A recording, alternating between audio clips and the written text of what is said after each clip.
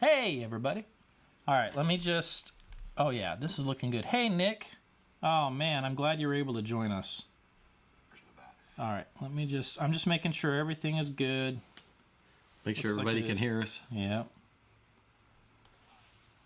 Okay, we're good. Yeah, we're live. Everything's good. All right. And we've got messages coming in already. And let me take that one from, what is it? I can't read. Classified brief. Classified brief, yep. All right. And his question is basically asking about...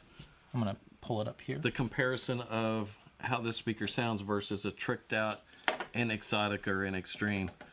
Really, really different. It's an apples and orange situation.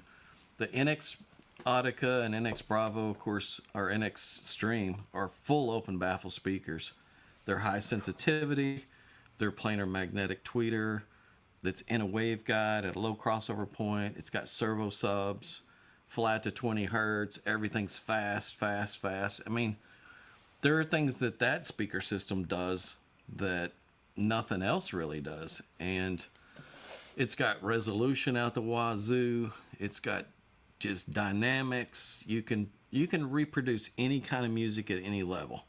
So if you want to play a drum track where it sounds like there's a live drum set right in front of you, it'll make it sound like there's a live drum set right in front of you with dynamics that just hit you in the chest and just make you just wow, Yeah. It's got that factor. Yeah. And it can still do a whisper of a female vocal and sound like she's right there, So they do all of that. It'll do anything, and you can drive it with one little 300B tube amp. You don't need a bunch of power. And you can compare that to any speaker out there. It's kind of in its own league in a way. This is really different. This one, it's to me a little more transparent in the way it sounds in some ways. It's definitely better in imaging, soundstage layering, focus, where things are in the soundstage in relation to each other. Things that with the NX Extreme sound very real in there, and this is just more focused, and all the fuzziness around it is gone, and it's just more real. Yeah. And the vocals are the best of any speaker that we've ever messed with, that I've ever done anything with or even heard. The vocals sound real. That little driver weighs nothing, and it's really fast, and so it just has a different presentation. And to be honest with you, I find myself listening to that more than anything else. I keep setting these up because I like listening to that presentation. I love that vocal, like it's just the realest vocal you've ever heard. And so it's completely different. It's hard to compare completely different types of speakers like that. Both are the type of speaker that have to be out into the room. Oh, yeah. This isn't designed to sit on a shelf. It's not designed to be on a desk. It's not your typical stand-mounted speaker. You have to consider it just like you would an open baffle speaker because of the rear-facing driver. So they're kind of the same in that regard, but it's different. And there's going to be people who at least listen to both and they say, I've got to have those in extremes. Yeah. And then there's people that maybe they don't have that big a room. Yeah. Maybe it's a smaller, more intimate room, and they want this sound. And it's just a better solution, especially for really smaller rooms. Yeah. So long as you can get them out from that front wall, then, man, they're your speaker. Yeah, and I would even add on to that, even if you had a medium or a larger room, this is not a small room. And This is you're a not... pretty size room. Yeah, you're not cranking the speaker. You're listening at moderate volume levels, then you can get by with Aria. But will it ever do anything that the Extremes or the Audicas can full tilt? No way. Yeah, no way.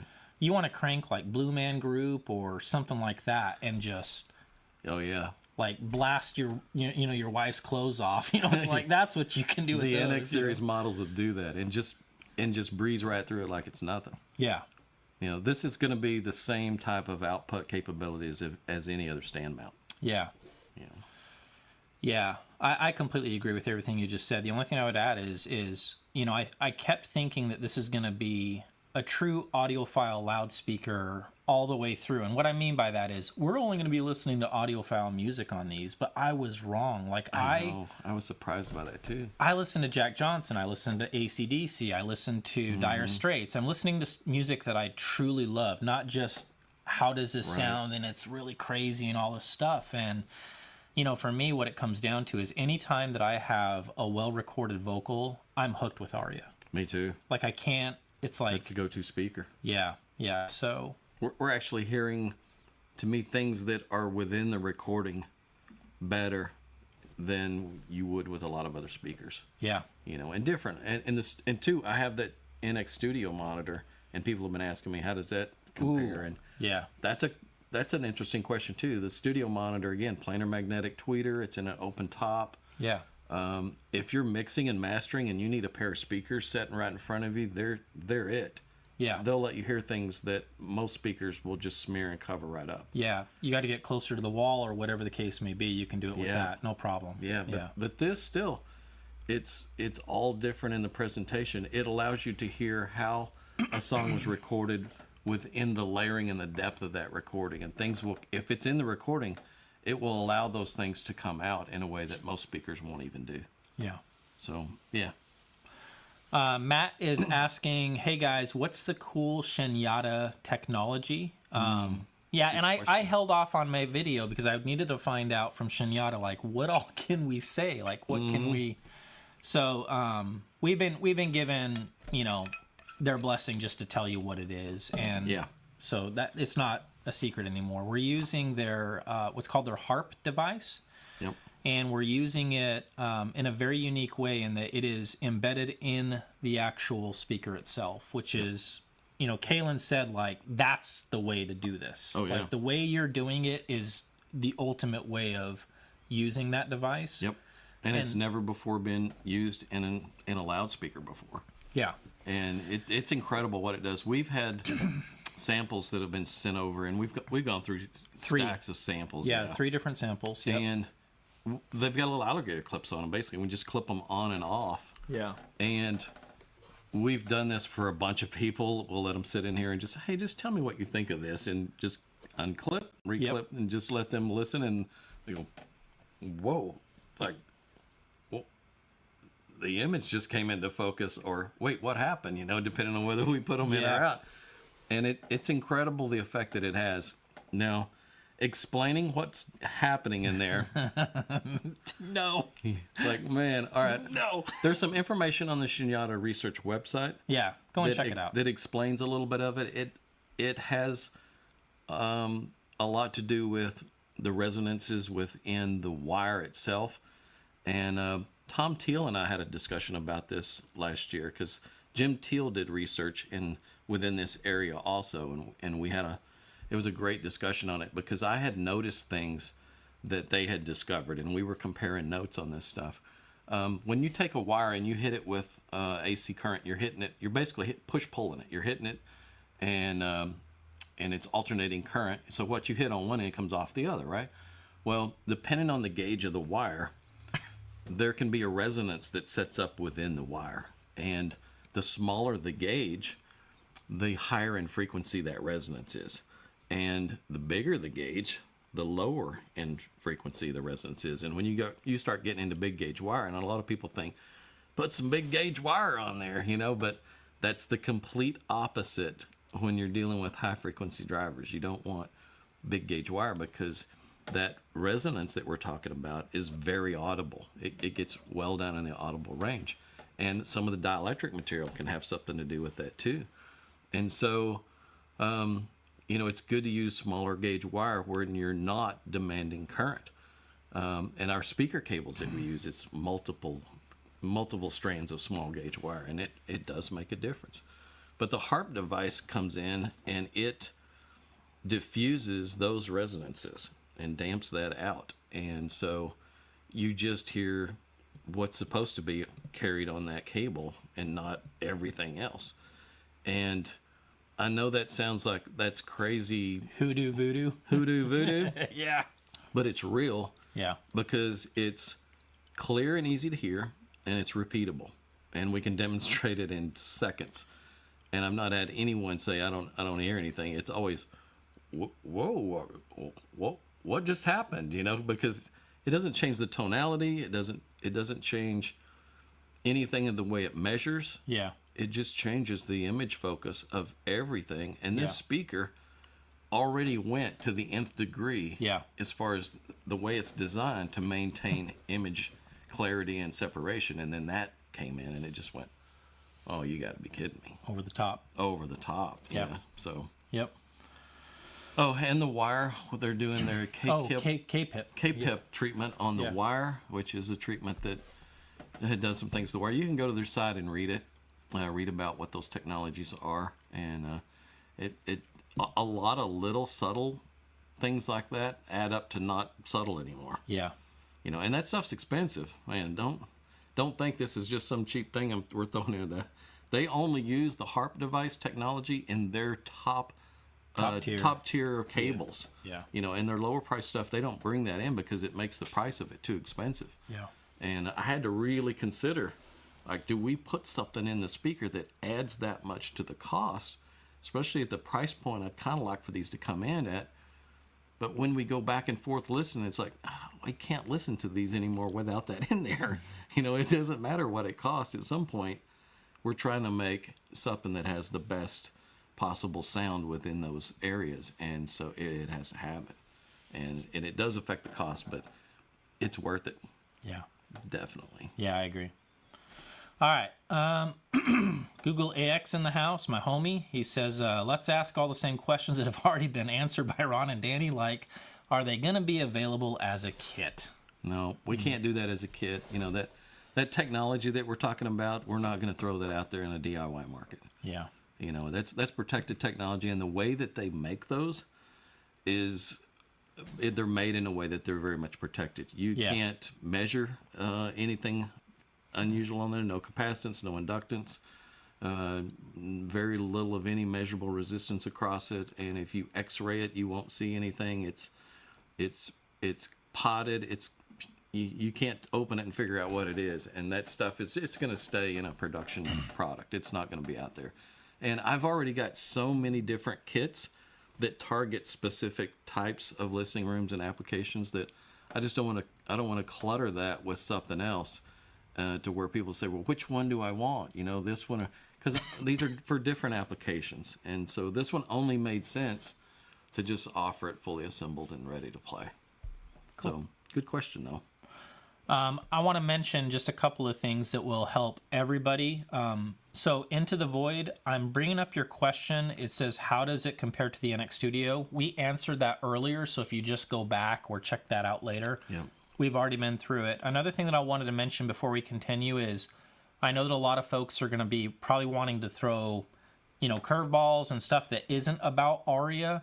We would love to answer all those questions, but tonight we got to kind of stay focused on about Aria because there's going to be a million questions here. And they're scrolling through really fast. So I don't mean to disrespect anybody if we passed your question and it was about, hey, is this a killer Sony receiver? Like, we're not going to answer that tonight. Have I done dual opposing woofers? That's what I was just there's nothing to gain by doing dual opposing. I know people think that it's force canceling, but it's not. The box that it's in still sees the same pressure in the box, whether or not you face the woofers, no matter which direction they're facing. All the other panels still see the same pressure and the same resonance issues and things like that. So it's not really. And really, when you want to take it to the nth degree with bass, the open baffle servo subs are still that's the option. That's the best option, and we go back to it every time. We've got a pair of duals sitting in here right now that we've been playing with these.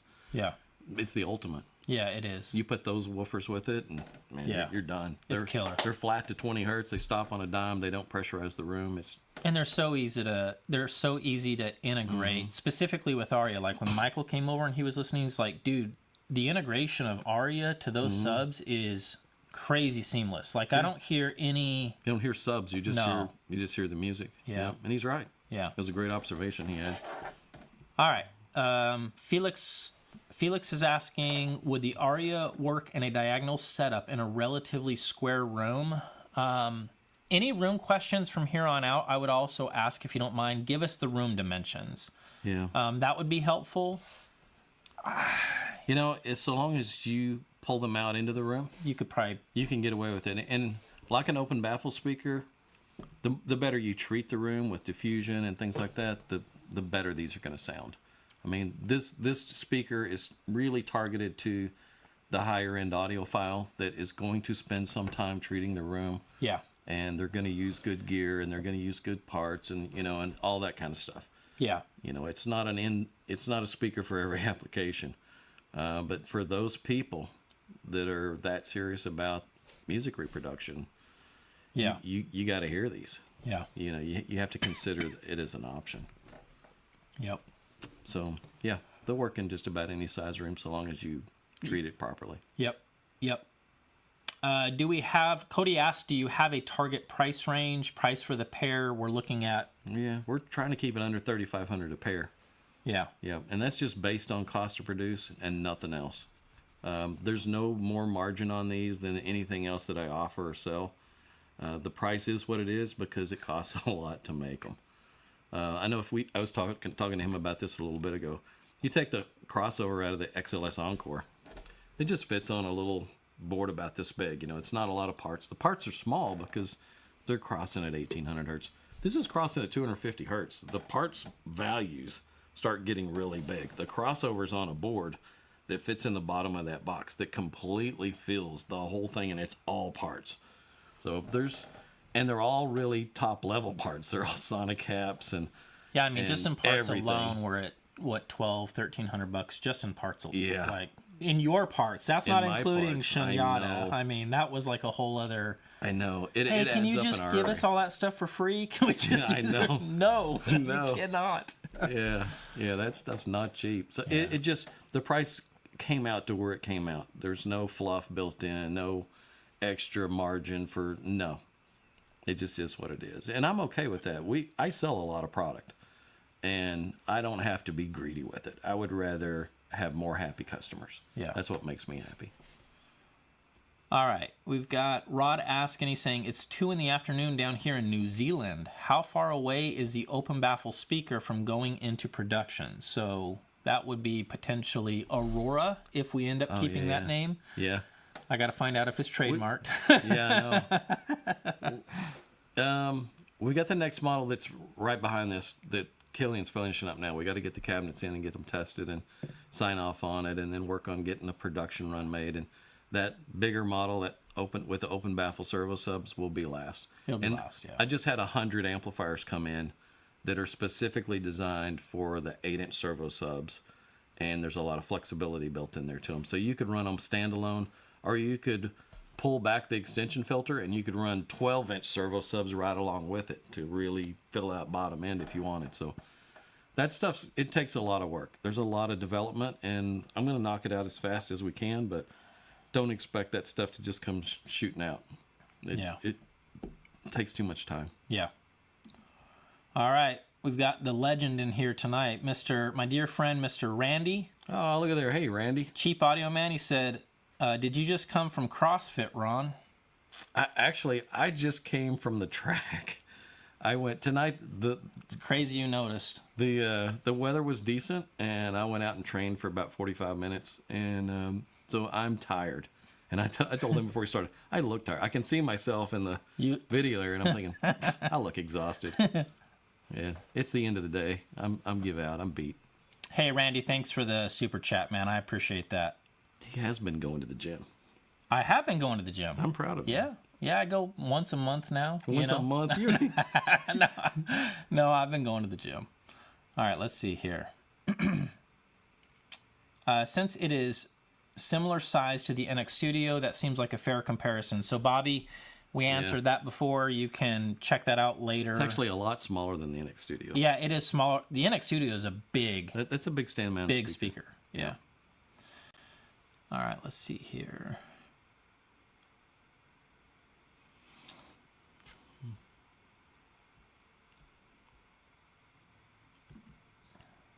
Can you define what size you think is a small, medium, or large room? Yeah, for me, I'd say some of the bedroom-sized rooms in a small to medium-sized house, 10 feet by 12 feet or Yeah. 9 feet Good by grief. 11 feet. My wife's closet is almost that big. Yeah, probably 12 by 16, 12 by 14. Those are pretty small rooms. But again, if you can pull those speakers, 3 feet or more out into the room, and if you actually put treatment in that room, you can get great sound in those size rooms. Yeah. Medium room, getting up there where you're 16 by 23 or, 15 by 26, something like that. That's a pretty good size, good medium size room. I'd say this is a large medium size room. What are we at? You have the dimensions of this room? Yeah, it's 28 deep, 18 wide, and 11 high. Yeah, that's a pretty good size. And then here in Texas, we got guys with rooms that are, we got real estate out here. They're 24 by 38 or something like that. Those are large rooms. And, even in a really large room, and a lot of customers are like this, they may have a really large room, but they don't have a large listening area in that room. You may have a smaller, more intimate listening area, but the walls are just a lot further away. And that application works really well. Like, that's awesome. Yeah. What else we got? All right, we got Really Unfortunate asking, what do you attribute that realness in the soundstage and imaging to? Is it the new technology? Can I take this? If you want. And then you can follow up? Yeah, let's see how well you answer this one.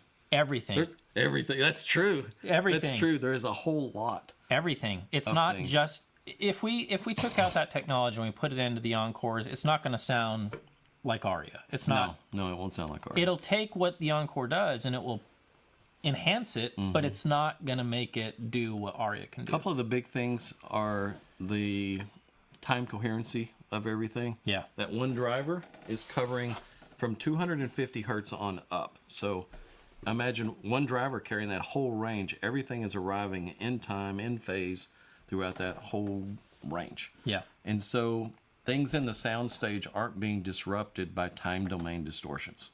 So that allows things to be more pinpoint as to where they are. And then we've got very little surface reflection around the driver. There's not a lot of baffle reflection. Baffle reflection and edge diffraction is actually a pretty sizable distortion in some cases. And this speaker just doesn't have it, not much at all.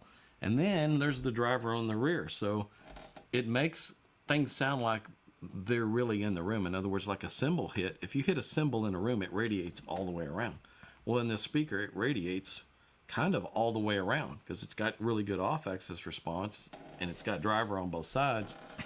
And so it sounds like it's in the room instead of playing at you from the box. You hear reflections and things that are late arrivals in the room that create, some ambience within the room.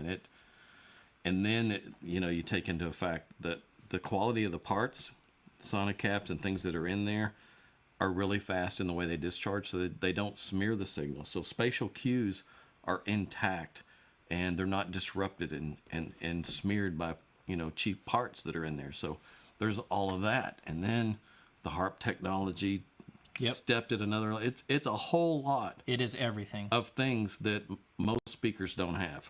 And each one is a big advantage in some ways over other types of speakers. So, yeah, it's everything. Yeah. Jay's Audio Lab says, I'm looking forward to seeing you guys in March. Yeah, man, we're going to have Jay up, and... I'm gonna arm wrestle him. Are you? Oh, yeah. Good luck with that, I'm going to kick his ass. Yeah. He's laughing right now. Yeah. I can almost hear him from Florida. He's like, let's film that, and I'll break your arm. Yeah, like, probably. Boom! Yeah. Yeah, Jay's going to come up right before the Southwest Audio Fest and hang out with us for a few days, and Jay's going to get to hear this stuff in here, and my listening room, and maybe, just maybe, I'll try to have my new listening room ready before he gets here. I don't know. It depends on how busy things are. All this week, I kept thinking, I'm going to work on the new listening room. I got to put that next wall up. And you haven't even touched that wall yet. We've been busy, man. We're busy trying to fill everybody's orders and stuff. So yeah, maybe a long weekend I'll spend out there working on that. So maybe I'll have the brand new listening room. I did get some new goodies in for that, though. And I'll do a video on it coming up pretty quick. But we had some of those really high-density foam diffusers made that are really, really good. And I'm going to be building them into the walls. And I had a lot of it made, so I'm going to be offering it to all my customers as well at really good prices. So if you've been trying to figure out what to do for diffusers and stuff, I'm about to have a really good solution for you. So hang on on that. Yeah. All right. Ace of Spades is saying, howdy, does the Aria have paper cone drivers? What is the tone like on them? It is paper cone. Yep. Paper cone, treated paper cone, and then untreated paper cone. Yeah, no, they look a little. Yeah, they look a little different in the way they're made. But how do they sound tone-wise? Tone. Like real music. Yeah. They have no real character. Just exactly what an instrument sounds like. A vocal. If you hear a vocalist in your room live, that kind of they'll reproduce that. It doesn't add coloration. And the frequency response that we've measured on these are ruler flat. Yeah. So unbelievable accuracy, and unbelievable accuracy when you look at the spectral decay. They just play and stop. And even Ron shot a room response in here. Yeah. And he shoots room responses of just about everything. And when I shot that, I sent it to you right when I was like, sit down, son, check this out. Dang, that's a flat room response. Like, he shows me room responses when something's really good or when something's really bad. You know, he's like, hey, man, look at this. I'm like, ooh. And I looked at that and I thought, is that a gated time window measurement? It looks like a gated measurement. It's that not flat. Yeah. His room really is dialed in. It doesn't exaggerate or cause big peaks or dips or anything, and it doesn't disrupt the response. So there's not a lot of distortion from the room. And so his room response measurement was a couple of dB all the way across, man. Just flat as a pancake. Flat line. Yeah, and that amplitude peak on top, it lays down. So, don't let that freak you out or scare you. And that's not a sales pitch. I'm telling you, don't be worried about it. First of all, it's so high out there. Yeah, if you go to our website and you look at the LGK stuff and you look at the LGK 2.0, that was a desktop speaker, and I felt like that speaker's going to be sitting right in front of you. Yeah. And aimed right at on you. axis, right there. Right there. So I put the notch filter on it and knocked that little peak down at the top. But when we started developing the other models with that, we started thinking about it, and if you turn it 10 degrees off axis, like you would if you're listening to it, then most of that peak is gone. So it's like, do we spend money throwing parts at a notch filter, or do you just simply turn it off axis and it's almost flat? So it just didn't make any sense. And we listened to it with external crossovers where we could drop that little notch filter on and off, on and off, on and off.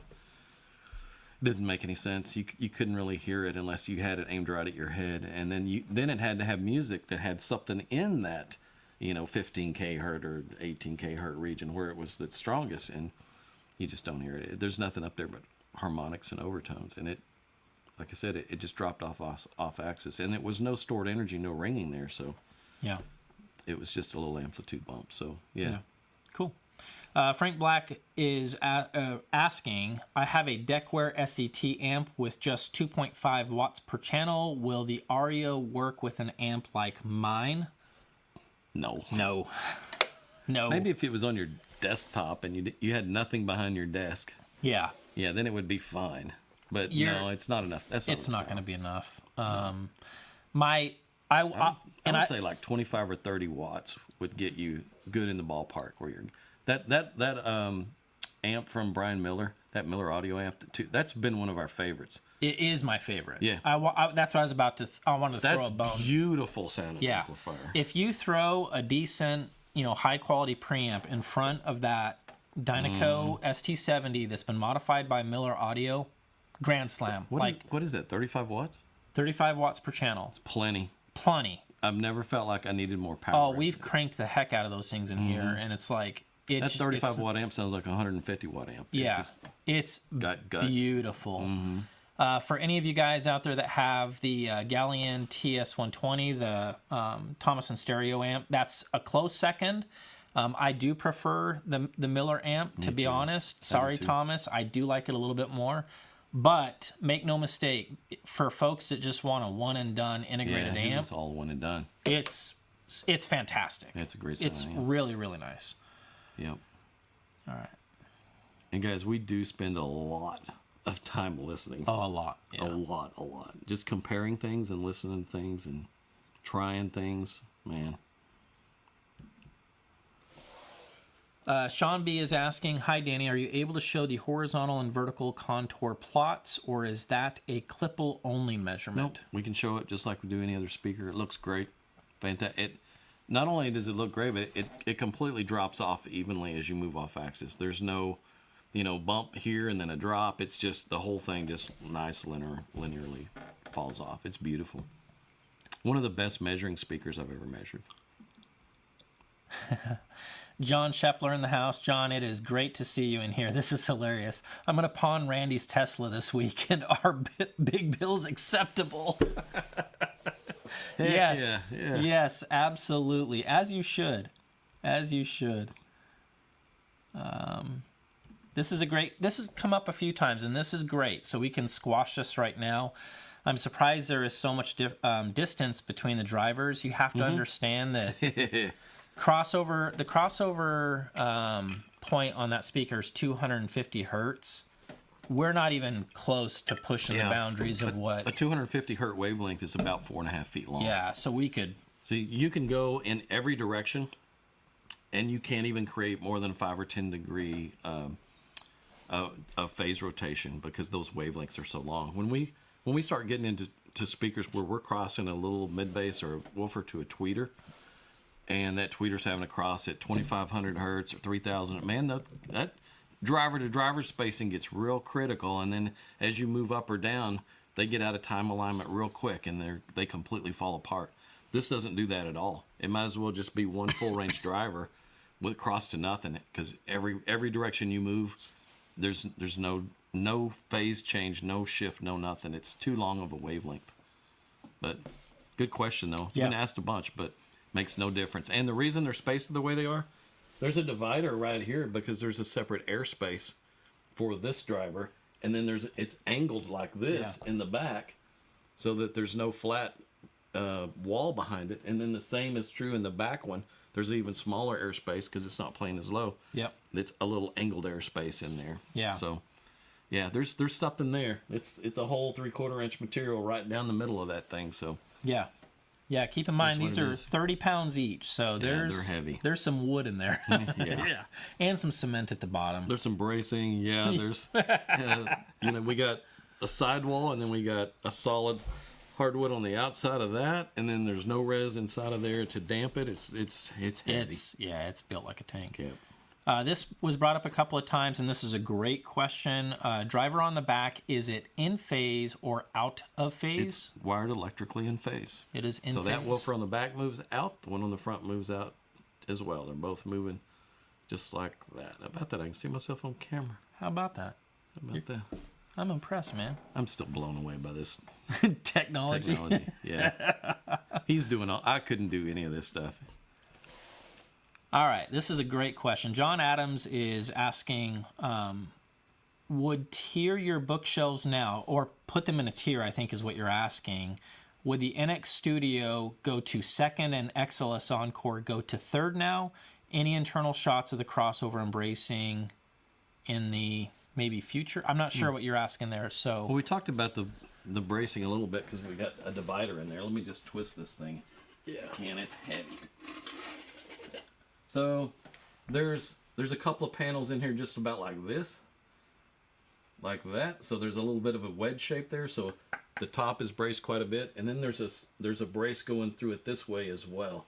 So there's not much there that can flex. Now, as far as putting those in tiers, yeah, how would you put them in tiers? So what's your number one? What's your number two? What's your number three? It depends on your budget and your application as to what I would recommend. Like, the X series speakers were designed to be the biggest bang for the buck there is. Yeah. I tried to see what can I do for the least amount of money, what would be the biggest performance gains I could make and not spend any money. And those just lead the way. They don't cost anything. You can build them for a kit for nothing, and they beat up on a lot of stuff. Now the NX series, that NX Studio, and even now we've got that little NX Bravo, which is just a small version. That planar magnetic tweeters, higher resolution. Yeah. That NQ driver that's on the NX Studio is higher resolution driver. That thing, it would be a better choice if you're mixing and mastering, or you have a small room or where you can't bring them out into the room as far. Yeah. They're designed as a sealed box, the tweeter being open, but the top is open, and it absorbs the direct back wave, so you don't have just immediate wall reflection. So it's kind of more designed for specific applications, and I still feel like it's one of the best sounding stand-mounted speakers that there is. And it has resolution and detail levels, especially across the top end, that exceeds this speaker. But when it comes to imaging and vocals and like being immersed in the music, yeah, you can't help but just keep going back to this speaker. It's better than everything in that regard. So it just depends on what you're listening for. You know, if you're a big Klipsch guy, you know, you want a great big something that sits in the floor and you don't care about imaging and you just want it loud and dynamic, then this isn't the speaker for you. You know, so it just depends on the application. So it is what it is. Yeah, that's a good question. Good question though. Jimmy Mack, solid core or stranded wire? This has the solid core wire in it that's polyethylene jacketed and treated with the K-PIP. Technology. Cool. Yep. Again, you'll have to go to their website and read what all that does. It's basically taking each end of the wire and running signals through it for quite some time. They're asking what the gauge is of the wire. It's 16 gauge. 16 gauge. Yep. It's the ideal gauge for the amount of current that this speaker is going to demand. You know, you get into bigger gauges and that doesn't make it sound better. I could have went with a smaller gauge on the little NQ, but it does go down to 250, so I felt like about a 16 gauge is just about right. It's like sometimes the smallest gauge you can get away with is the better sounding wire that you can use. But it's got to be big enough for the application. So yeah. Hey, Nicholas, I just wanted to say thank you for the super chat. It says, we are blessed to have you two guys out here live. Thank you. I appreciate it. Thank you very much. Is that the Nicholas over in Australia? Nicholas Ruminos? Yeah, I think so. He has sent me some really cool shirts from Australia. Oh, that's awesome. And I think he has also built the N Extremes. I think he has the first functioning N Extremes in Australia. How about that? Yep. So, and he sent me photos. They look really good. How about that? Yep. Ron Valiant is asking. Ron Valiant? Yeah, Ron Good customer. Valiant. Cool. Yep. Awesome. Have you tried the LGK driver by itself in open baffle? If so, how does this box variant compare? You know, I've thought about that a lot. And the guys from Spatial Audio did some testing with it in open baffle and said, ooh, like, wow. Like, they really liked it in open baffle. Yeah. I would have tried that a little bit already, but it already doesn't play down very low because it doesn't move much air. When you put that in an open baffle, you're really limiting how low you can cross it. It's like I would have to push that crossover point up a little higher. And in this application, with it in a sealed box, there's a steep filter at the bottom. It's a second order, but it's a steep filter. So it's allowed to play down to that region and just go whoop. So we're pushing it as far as we can into those lower frequency ranges without letting it go through much excursion. If I put it in an open baffle, it would be a little harder to control that, but I bet it would still sound really, really good. Oh, we did put it in a wedgie design where we had an old model that was a real skinny little wedge, and it had 4 LGKs in it and the planar magnetic tweeter and a little 3/4 inch deep waveguide, and we tested it with the new LGK drivers, and we got a nice smooth frequency response out of it. But we couldn't figure out what to do below it. It would play down to about 300 hertz, maybe. Yeah. That was about as far as you could push it. It's kind of hard to reach. It needs something else under it. Yeah. But that MTM section was phenomenal. Like, the vocals sound good. I forgot about we did that. Yeah. We only listened to the one. We didn't build out a pair, but there's something to be had there, and it helped that we used 4 of them. If there was just one, I probably couldn't have pushed it that low in frequency. So it helped that there was 4 of them carrying the load a little bit. But yeah, good question. Thanks, Ken. Yeah. Good to hear from you again, man.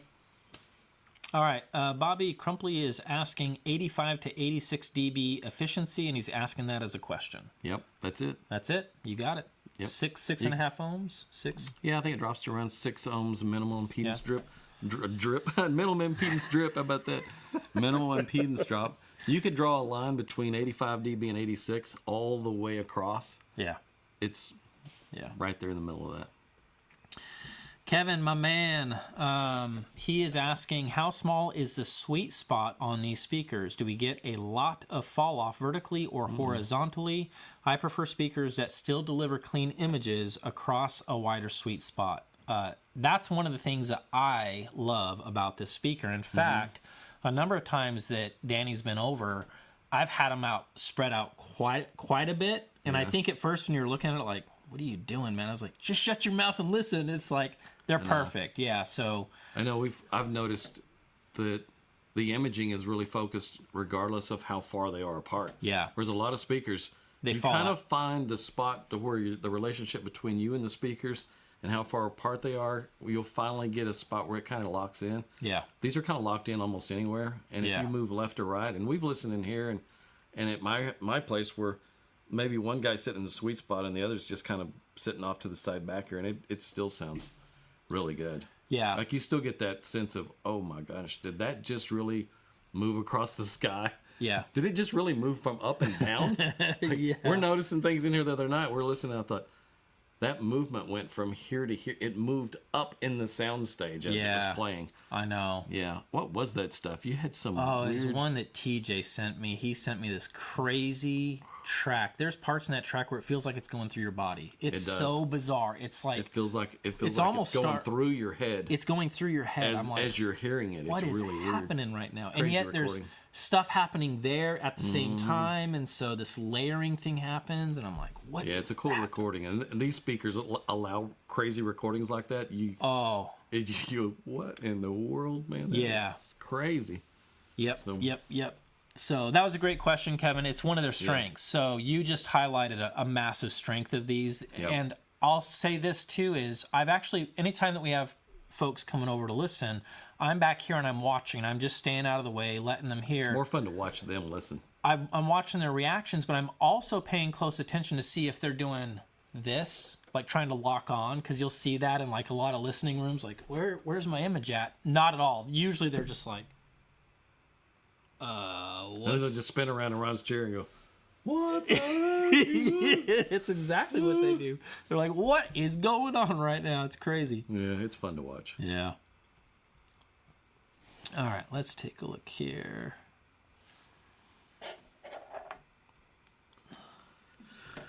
Yeah, I can barely read any of this, even when I put my glasses on. It's. Let me just take a look here. Oh, that dude Nick sent us. He sent you a little. Oh yeah. Oh, he did a super chat. Yeah. An extreme owner from down under. Yep. Oh, that is awesome. He is the man. Yeah. That is awesome. He posted some photos of his build on Facebook on a DIY build something. It's got tons of views. The whole build looks really cool, but he's got them up and playing now. This is a great question. International shipping. Will you ship to Aria to Canada? Sure. No problem. No problem, man. Worldwide shipping, not an issue. Not an issue, yep. In fact, we get pretty good international rates right now through UPS. When you spend a lot of money with them in shipping, at some point they start offering you pretty good rates. And so one of the ways they stepped up was to get all of our international shipping was to make the international shipping a pretty good rate. So, yeah, no problem. JS is asking, this is a great question, and I want to tackle this one. With the backfiring driver, how important does treatment behind the speaker become? Yeah, that's true. I sent Hobbs, who works for me, I sent him home with a pair because he's got a real small lesson room, and he could only move them about 3 feet off the wall. Yeah. And with nothing on the wall, he said, it's like, you could tell there was a reflection there, and it was interfering a little bit with what he was wanting to hear out of it.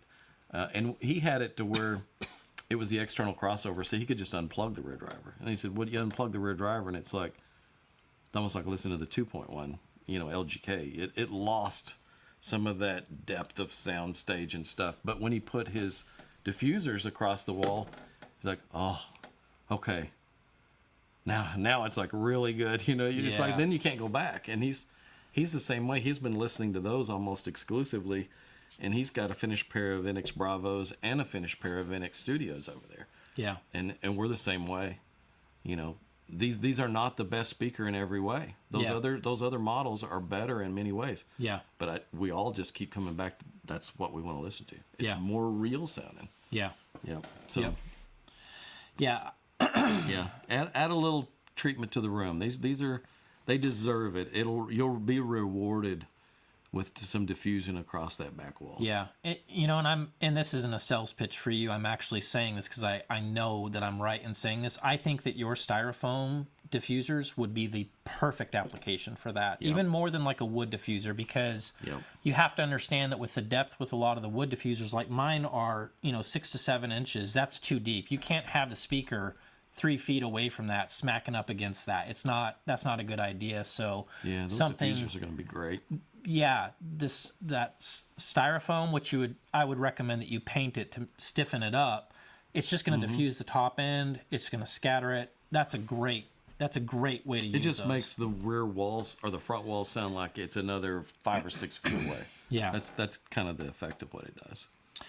JS is asking, with a backfiring driver, how important? Oh, we just didn't answer that. We just answered that one. I must be getting old here. Ron, what's the background on the name Aria, and for that matter, Aurora as well? I'm glad you asked, because we probably have to change the name. I'm an idiot.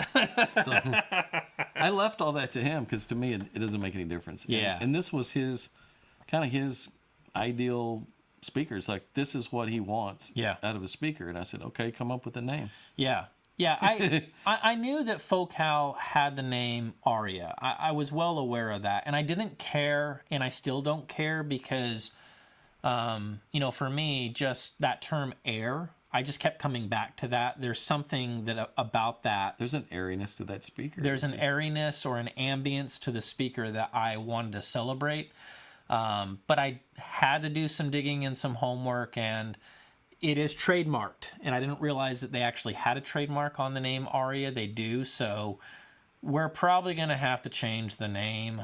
Which that's a good time to change it. We haven't launched it yet. We haven't launched anything. It was just code name for while we were working on it. Yeah. So I'm going to throw their cease and desist letter in my fireplace, and we'll change the name. And then Aurora, that was. Both you and I were like, what do we want to name this last one? Yeah, the last one's a lot different. It's a lot different. And so with Aria, and whatever name we switch it to, it's going to be Model 1 and Model 2. And the reason being is, this stand mount version, as opposed to the floor stander, it's the same speaker. Like, it's not, there's no reason the woofer went from a 5 1/4 to 6.5, and it's going to play a solid 10 to 12 hertz lower. Yeah. But it's basically the same. Yeah, but with Aurora, that's a different animal. And so I wanted a different name, but I still want it in the same vein of like Aria, something that just had the same type of a flow to it. And so that's what we were going to do. Now I have to find out if Aurora is trademarked. Probably is. Yeah. Oldsmobile used it on their engine years ago. Yeah. They had a car called Aurora. Neil K. Oh, welcome to the live stream, Neil. What level of electronics do you recommend with these? That's a really good question, considering what you shocked me with yesterday.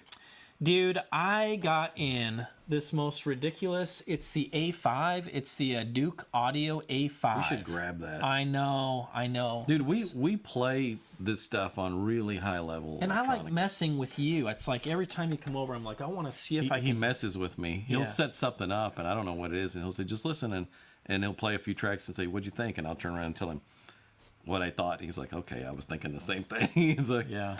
But where was that? What was that little amplifier? It's the Duke Audio A5, and it's just one of these little chip amps. They're a dime a dozen. It's $80, and I think they got this one right.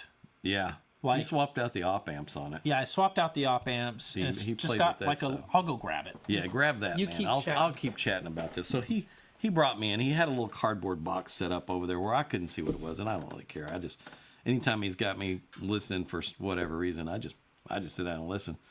And so I listened to it, and I thought, he said, what'd you think? And I thought, well, it doesn't quite have the air and space that we're used to with some of the stuff. But, man, it did nothing wrong. Like, everything that it played sounded pretty dang good. You couldn't fault it, really. You couldn't even nitpick it much. And I said, okay, what is it? Is it something really cheap? And he just laughed.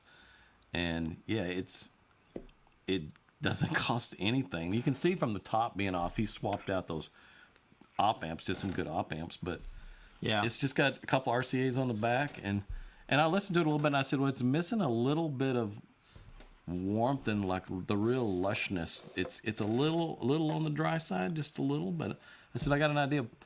Got that Dot Audio tube preamp there. I said, just run it through the preamp and just turn the volume gains all the way up. Yeah. And then just use the volume on the tube preamp. And of course, when you do that, a lot of times the tube amp will buffer the impedance and stuff and make things match better and have more drive. And it really came around with that tube preamp in front of it. I was surprised. Like a lot of my customers with a good preamp in front of that right there, you could live with that. Yeah. It's amazing. Yeah. So yeah, the Aria, I'm still calling it the Aria. It sounded phenomenal on that cheap little nothing amplifier. Yeah, compared to my favorite setup with the Miller Audio, it's like $2,400. That's a good value for an amplifier. It is, yeah. But I mean, we're talking about a $90 amp, and I said I felt like we were 96% there. Like I it's know that close. I know. I'm looking at it, I'm thinking, this what if we can put a little plate on here, put some tube connectors on here, and there's not much room to work on this thing. It's pretty compact. Yeah. In here, I don't know that we could do much to it other than just swap out those op amps. But maybe that's all you really need. It sounded incredible. Stupid good. So stupid good. You don't have, and you know what? Go back 10 or 15 years and A/B all the top level amplifiers and drop that in the mix, and it would smoke all of them. It would at least hold its own with some of the really top level amplifiers. And I mean, some of that stuff's come a long way, and you don't have to spend big bucks. Yeah. Yeah.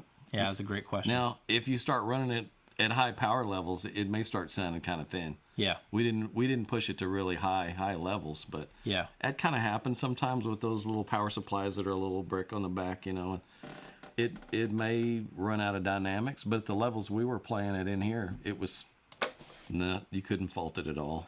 It just occurred to me, and I don't even mind saying this. I think I prefer the sound that we were getting out of that over the tiers when I had these hooked up to the tiers. I mean, those tiers are great amps, but those are big monoblock amps. What those did with Aria is some of the top end just sounded a little too forward. You could hear a little edginess on the tiers. Yeah, but it had drive, man. Those things had dynamic.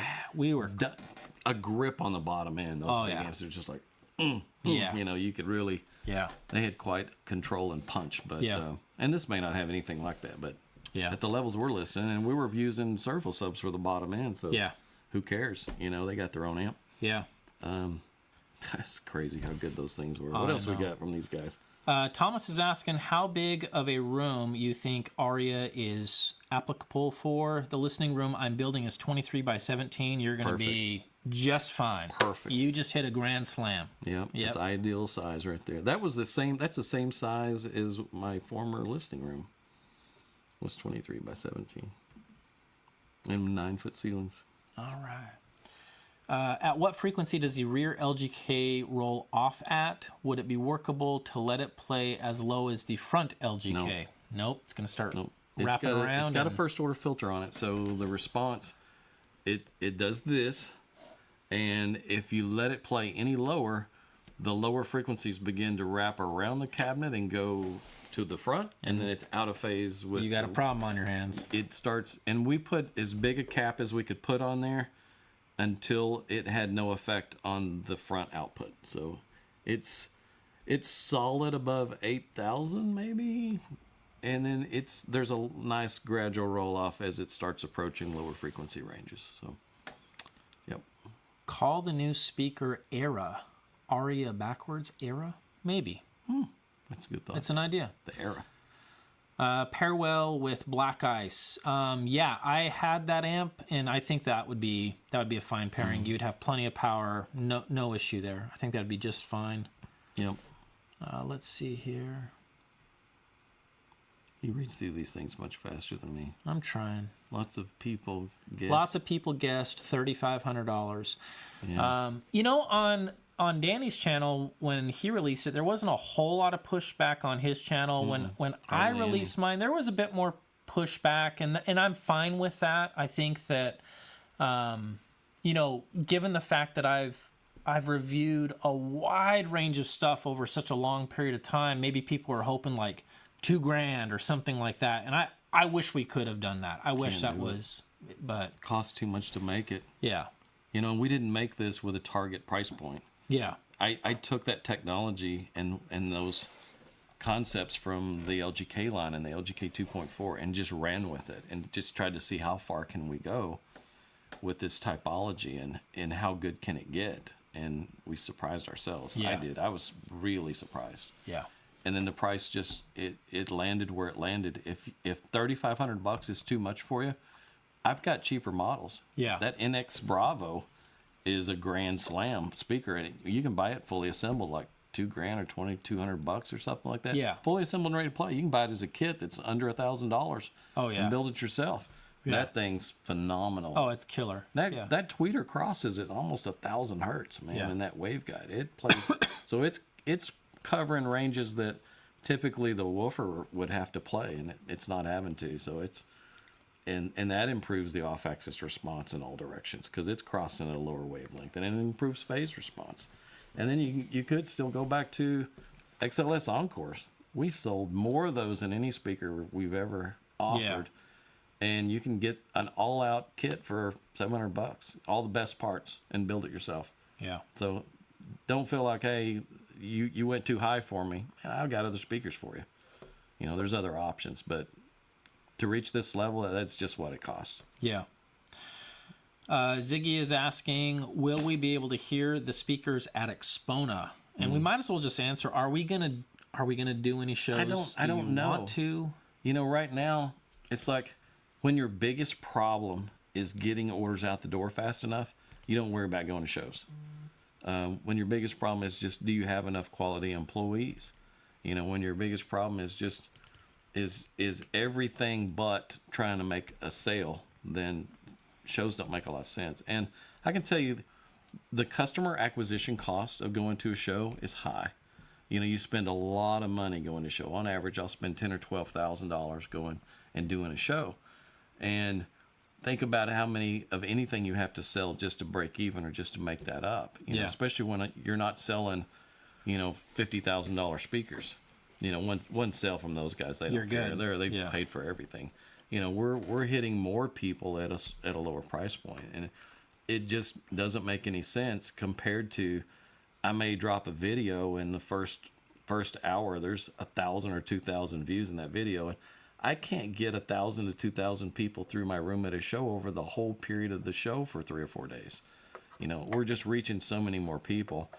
And to be honest, I have people fly in from all over the country and from other countries just to come audition stuff. So yeah, getting it in front of people isn't a problem. And there are going to be reviewers that we're gonna get it in the hands of people. Yeah. And we're gonna get it in the hands of the right customers that can give you guys good feedback and stuff like that. We're gonna make opportunities for people to hear it. And I might still do a show.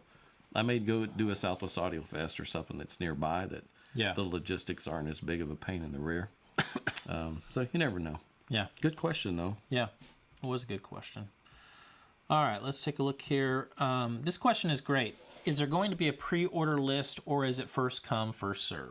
You can email me and tell me, put me on the list, and whenever we have finished product that's finished, assembled, tested, and ready to be boxed up and sent out, I will contact you and let you know what color we have and that it's ready to go out. And we'll just go through the list, first come, first serve, and handle it that way.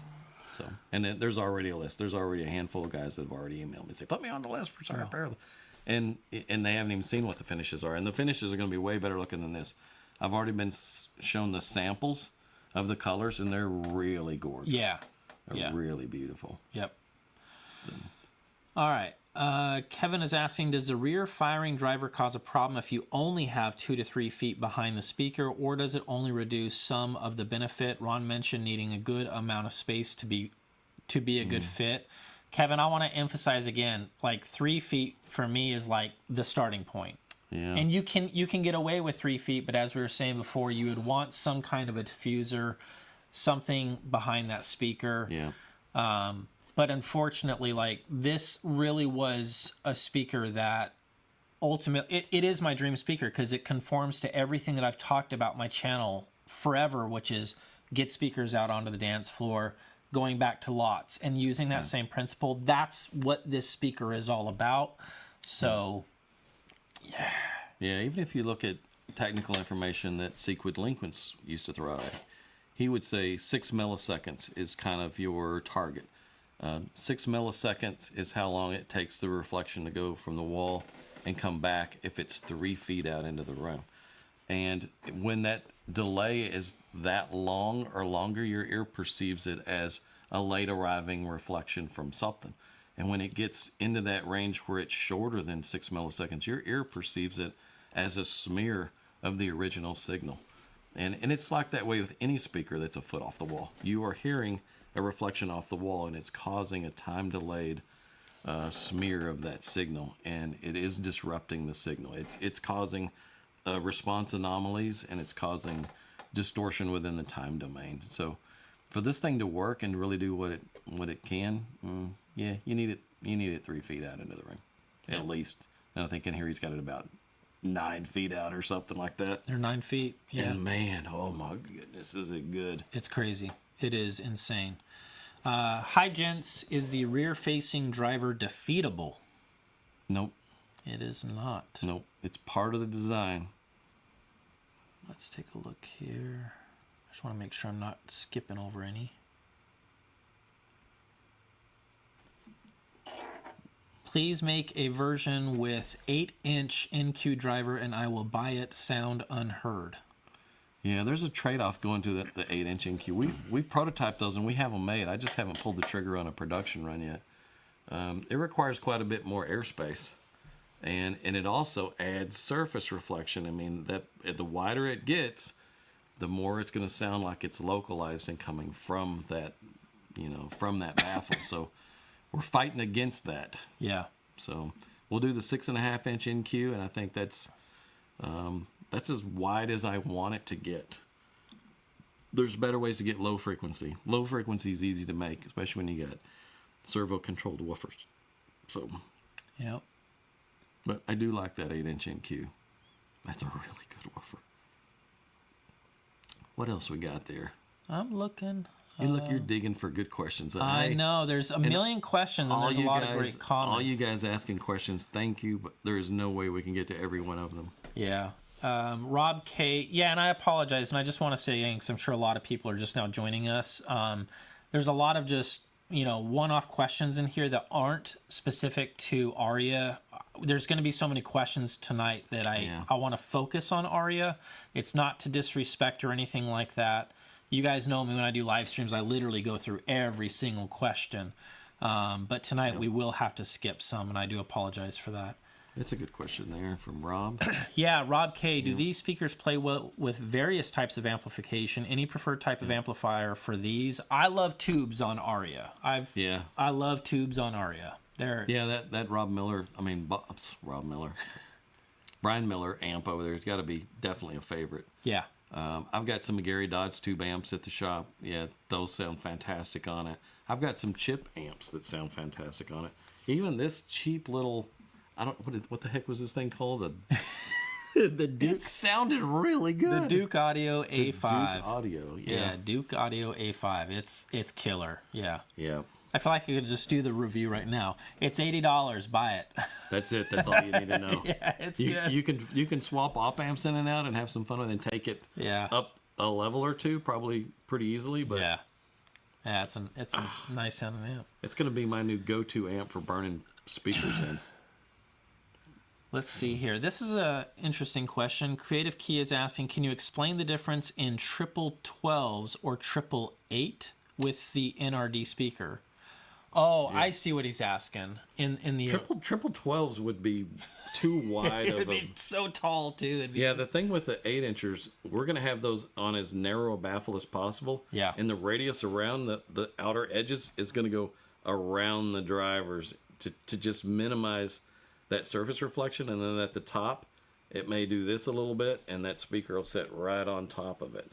So it'll have a nice look to it, a nice sexy look, whereas you put 12-inch woofers down there that are 15 inches wide in the box, and there's no way I can blend 15 inches wide to what we're trying to do with this with just minimal amount of surface reflection. All about making that speaker disappear. Everything we're trying to do is, and same with Aurora, is we want that speaker to vanish. So everything we can do. This stand is sand filled. It's super heavy. So yeah, we want to keep this surface, and we experimented a lot with exactly where this driver needed to be. I showed him one day. He came in and I had 5 different baffles, and they moved over about 1/4 of an inch on each one, and we measured it every way, watching it, looking at it, figuring it out. What are the advantages of the asymmetrical location? My OCD was praying that middle driver was going to just measure perfect and it's going to be amazing, and I was like, it measures the worst. We can't do it. It does, man. Anytime you put a driver right in the middle of a baffle, bad idea. It does have consequences. Yeah. There's trade-offs, and this once it's pushed all the way to the corner like that, it had the smoothest response. Yeah. So. Yep. AK Photographic, what class of amp do you think will pair best with these? I have a pair of PS Audio Class D monoblocks. I wouldn't get hung up on that. Yeah. Class A, Class AB, Class D, it doesn't matter. Chip amps, whatever. You'll be fine. I wouldn't. They're not picky at all. I wouldn't. They're not demanding of a lot of current. Yeah. Whatever you feed them with is what you're going to get out of them. If you put high quality in front of them, you're going to get high quality out of them. This is a question more for you. Would you all consider bundling the servo subs with the Arias at a deal? Like a little package deal or something? Yeah, we can do that. Yeah. Yep. I mean, definitely the servo subs, we can't really listen to them without the servo subs because then it's flat to 20 hertz, man. So I don't know of too many applications where we'd listen to it and enjoy the music with just the subs off. Yeah. I enjoyed them for a long time without the subs, but once you brought the subs, I was like, well, you can't have these back. I know. I brought him my subs that are going in you can't have these my back. other system. And I was like, you're an idiot. Let me let you borrow these for just a little bit. Yeah, it's like, man, it's hard for those to let those go away. The community is also looking forward to Jay going to GR in March. Yeah, we are looking forward to Jay coming. Yeah, it's going to be really cool. He did a little interview with me. If you guys haven't watched it, you need to go to his channel and you need to watch the interview. There's 3 parts to the interview. He asked all the right questions. He was really good at asking everything that needed to be asked about a Wilson audio upgrade that I did, and then we just went from there on asking questions and stuff, and it was good. You have to go to his channel and go watch Jay's channel and subscribe to it. He's got some really good content over there on that channel. Mike is asking, can the technology be implemented into a planar speaker? So your planar driver in the front and a planar driver in the back playing the same game as Aria. Could you pull that off? Not at the same level. Yeah. The planar magnetics won't play down this low. Yeah. If you get into like an LM10 or a Neo 10 that's 5 inches by 10 inches, you get into those bigger drivers, you can get down to 200 hertz. But not in this smaller form. And it still just doesn't have the vocals that this thing has. I want to see Jay and Danny on the track for a quick 50. I don't know if he would want to do that or not. I don't take Jay for a sprinter. He strikes me as more of the lineman that would be in front of me if I was carrying the ball. Oh, my goodness. Yeah, he's a character, though. We kind of collect, I guess. He has good personality. Jimmy Mac is asking, how does one reconcile a speaker that can't go close to a front wall and yet can't fill a large room? It can fill a large room. I mean, my room, again, let's talk about that. My room is 28 feet, it's 18 feet wide, and it's 11 feet high. And the sound that you get in here from Aria is off the charts. So I don't know where that's coming from. Can't fill a large room. Fills it easy.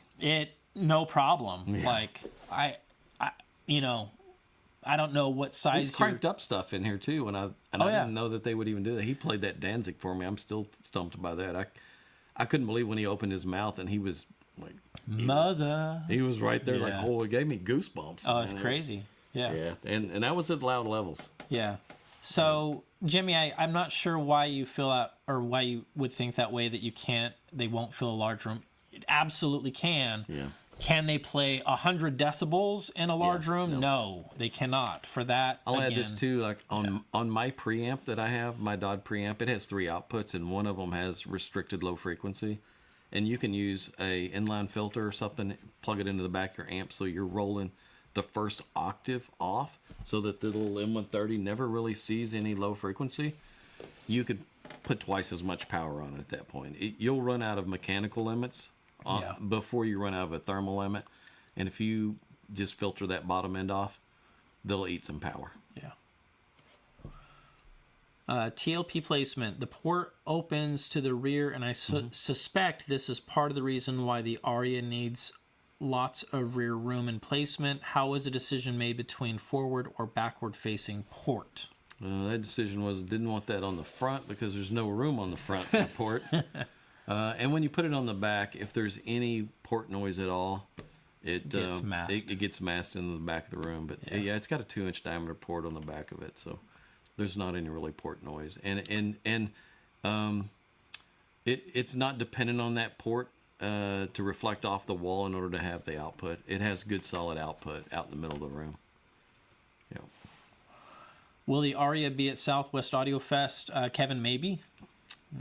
Yeah, I don't know. That's still in March. That one would be amazing. I know people that are going to be there that would probably love to have that speaker in their room, but I'm also not going to hand that off to somebody to exhibit with it in their room and they have no room treatment in the room. Oh, forget it. Yeah. You know, it's like if you're going to show it, then show its capabilities, not show it in the worst possible situation. Yeah. Is 3 feet from the front wall to front baffle too close? When I said 3 feet in my video, I was referring to 3 feet to the back of the speaker. Yeah. So that was my measurement. I think that's... More is better. That for me is kind of the starting point. And that's the starting point. I wish it was different than that. I really do. If you don't have that, I've got other speakers that are great speakers and that are more bang for the buck. Yeah. You know, but that's just the way this one's designed. What is the size of your new listening room? It's asking. Like 36 feet by... 36 feet deep? Yeah. Boy. Yeah, and I forget. It's like... But it's only... 16 wide? 16 or 17 wide, yeah. And then... And an 8-foot ceiling. 8-foot ceiling? Yeah. It's got some depth to it, though. Yeah. Let's see here. I'm going to let this one go because this is kind of a cool topic. Can you tell us about the RCA cables you're coming out with? Oh, yeah. You just got them in, right? We spent about 9 or 10 months developing them and testing and comparing all the different things that we've done to it to see what mattered and what didn't. And then it took quite a while to find the right company to do the assembly on the stuff. So I found the right company to do the assembly work. They've built out about 800 pairs of them or something like that, or 900 pairs. And I had them airmail about 30 pounds of them to me. So I've got a pretty good amount of 1 meter and 1.5 meters, and I had some 0.5 meter and 2 meters done as well. And so they airmailed me some, and they'll go in the cryo tank probably tomorrow, and we'll be in there for 6 days. And then they'll be ready to go. We'll run them through the demagnetizer as well, and I will do a video on those. The pricing is really, really good for what these are. They're world-class, nice interconnects, and they're going to be down in a real affordable range. So I may even contact all my NX series customers, everybody with NX Streams, NX Exoticas, or NX Studios, and just offer to send some of those new interconnect out for free. Let them try it out and give feedback, and I probably, if I send them out, they're not going to come back. They're going to want to keep them. They're that good, and so you guys are going to hear more about that when it happens. Very cool. I can attest to how amazing the Shunyata Research Harp technology is. It's also used in my Alpha V2 speaker cable. So I just thought I would throw up there. There's just somebody mentioning they've heard what it can do, and it's surprising. It's surprising. It's really cool. Martin is asking, hi guys, I have a specific question about the rear radiating driver. I fiddle around with this type of design as well for my new project. What kind of crossover frequency did we use? It's really not a crossing over frequency. Yep. Because it doesn't really cross to the other drivers. We're letting it play as low as it possibly can without the rear output wrapping around the cabinet and coming forward. In other words, we're just keeping it in a range where it's playing from the rear baffle back. And then, of course, it's got good off-axis response in all directions as well. But it's pretty, like I said before, it's pretty solid down to around 8K or something like that. And it pretty much starts taking a long, gradual dive. But it works, though. We tried different cap values on it, listening to it as well, and it's in a sweet spot. I'm getting a lot of repeats on my comments, and I don't know if it's Comparing spam. them to the NX. Let me just see here. Give me a second here, guys, while I catch up and see what's going on here. I don't know if we got a spammer in here or what is going on. I don't know. There's a lot of questions. There's no way we can get to all those questions. Yeah, we won't be able to get to everything. We'd be here until midnight. You want to really catch his eye? What do you do that you throw in $1 or $2 on a, what do you call that? A super chat? A super chat. Throw in a super chat. Throw in a super chat. He'll find that right away. I'll find it right away. Yeah. How do you compare these to the Exoticas? We talked about that a bit earlier. Yeah, we started off with that. Go to the very first of the video, and I talked about that quite a bit. If I come to GR Research, how far away are you from an airport? Well, there's always the airport there in Wichita Falls at Shepherd Air Force Base. It shares the runways with Wichita Falls Municipal Airport. But the easiest way is just to fly into DFW or Oklahoma City. Either of those major airports. 2 hour drive. It's a 2-hour drive to either one of those. Yeah. And people do it all the time. Almost every week, somebody flies in from somewhere, and they want to hear stuff. Usually they want to hear in extremes or something like that. But one day I had a guy fly in from Slovenia, and then the very next day I had a guy fly in from Mexico City. And I thought, man, some people are serious about wanting to hear something. So it never surprises me that you guys want to come for a visit. Let me know in advance. I need to make sure that we're here. I might need to make sure I'm not off playing in a soccer game or going to a show or something like that. We'll make sure that we're going to be here, schedule some time for you, and we'll listen to some music. Might even go eat some barbecue. Yeah.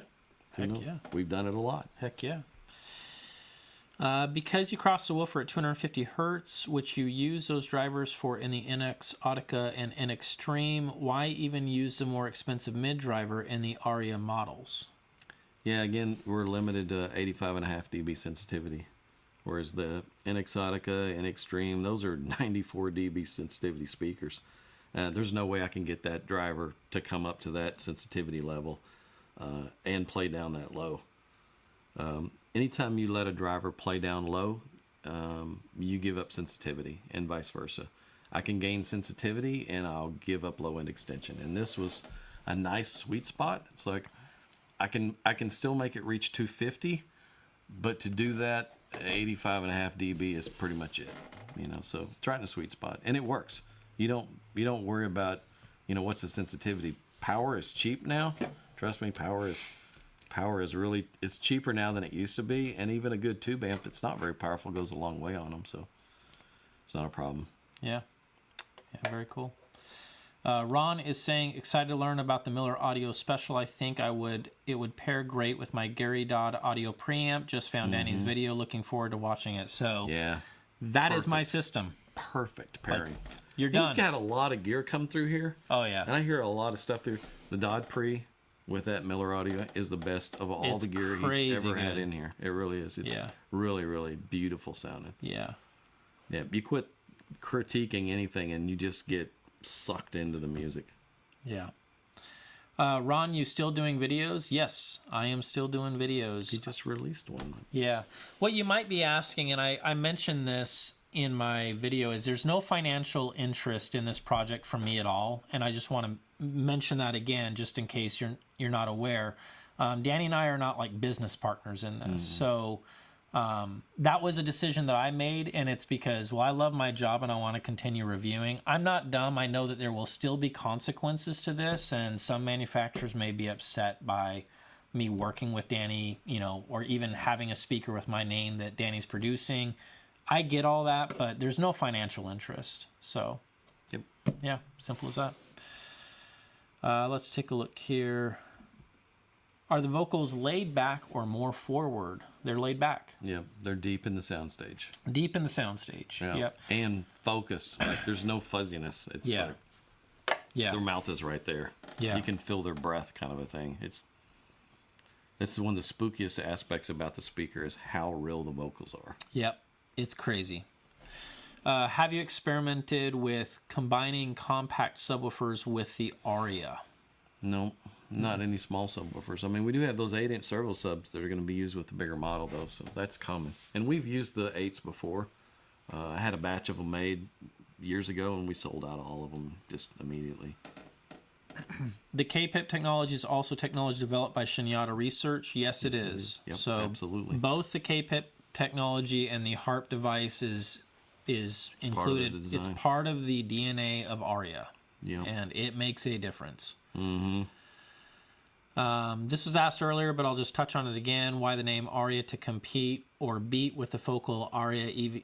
No, I wasn't even thinking about their speakers. I just like the idea of air or ambience, but we're probably going to end up having to change the name anyways. Yep. So, I'll keep you posted on that. Yeah, I told him I didn't care. Yep. That won't make or break the speaker. No. Whatever we can name it anything. Just an RD Model 1 and they'll fly out the door because anybody that hears them wants them. Yeah. That's as simple as that. I mean, you think, oh, these guys are blowing smoke or they're hyping them. No, you listen to it, you want a pair. Yeah. If you can afford them, it's like, especially if you're into the really high-end level of audio, these will embarrass a lot of really big speakers. Oh, really at what they do, for sure. Yeah. Yeah, the second you hear a female vocalist or a male vocalist that's really well recorded and rendered, you're going to be, it's nuts. It's crazy. Because, I was thinking about what we were saying earlier. Like, it is a deep stage, but it's not like it's splattered against the wall. It's not like it's layered within the soundstage. Like, when they sing, you're like, okay, they're right there, but they're also further back. I mean, it's like, but they're right there. It's just, it's kind of a crazy. The funniest thing is just to look over and stare at these two speakers and think, there is nothing coming out of that speaker. How is that happening? There is no sound coming from either one of those speakers, but all of this stuff is going on. And I get that with a lot of speakers, but not to this level. Yeah, it's insane. Ron Valiant again. Yep. What is the formula to calculate the distance between the two LGK drivers to retain phase? That's all frequency dependent. You can't use two LGKs together, both playing full range, because at some point, as you move left or right, they're just going to cancel each other out because of the wavelengths at the top octave are really short, and the spacing between the two drivers is such that, you just move up or down, they'll cancel. But if you keep them in a lower frequency range, like crossing them to a tweeter, the acoustic centers are so close, they're going to do nothing but blend. Yeah. Let's take a look here. Is there a return period? I've not really considered that. I really haven't. We'll have to think about that because there's pros and cons to saying you've got 30 days to return something because you get a slew of people that know before they order that they're just going to keep it for free for 30 days and they're going to send it back. And then they've got nothing lost. It's like free speaker for 30 days. And so I don't want to get into that. I really don't. But if you come and hear the speaker and you hear what it's capable of, you're not going to want to return it. Once you hear it, it's one and done. I mean, so I don't know. We'll figure that out. Yep. Did we get another super chat? We got a super chat. How about that? Says, hey guys, one day I'll have enough money to piss away on one of your speakers. Thanks for all the knowledge and content. Well, Josh, we hope everyone gets to that point to where they can piss away money. I don't feel like I've ever reached that point. Even no matter what, man. My family members and friends have thought for years that I squeak when I walk. I won't waste money on anything. I'll spend big money on something that's very important to me. Yeah. I won't waste money on trivial stuff at all. Yeah. I'm a blue jeans t-shirt, short pants wearing kind of guy. I'm starting to think meat and potatoes is fine, you know. I'm starting to think that your channel's just a conspiracy to see how many T-shirts you can get off of these guys. I know. You're just collecting T-shirts. I know. I love it, man.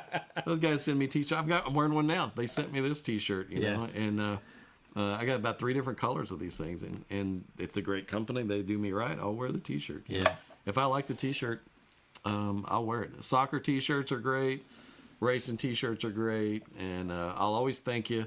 If I've got your T-shirt, I'll thank whoever sent me the T-shirt. So yeah, that's fun. This comment made me laugh when I saw it. It says, "I can't believe how much better Danny looks than he did 3 or 4 years ago. It's not that; he's just on a decent camera right now." Yeah, I'm just on a good camera. Trust me, I've aged. My face is falling apart. I'm tired right now. Sometimes I feel like my face is just sliding off. You know, I stay in pretty good physical shape.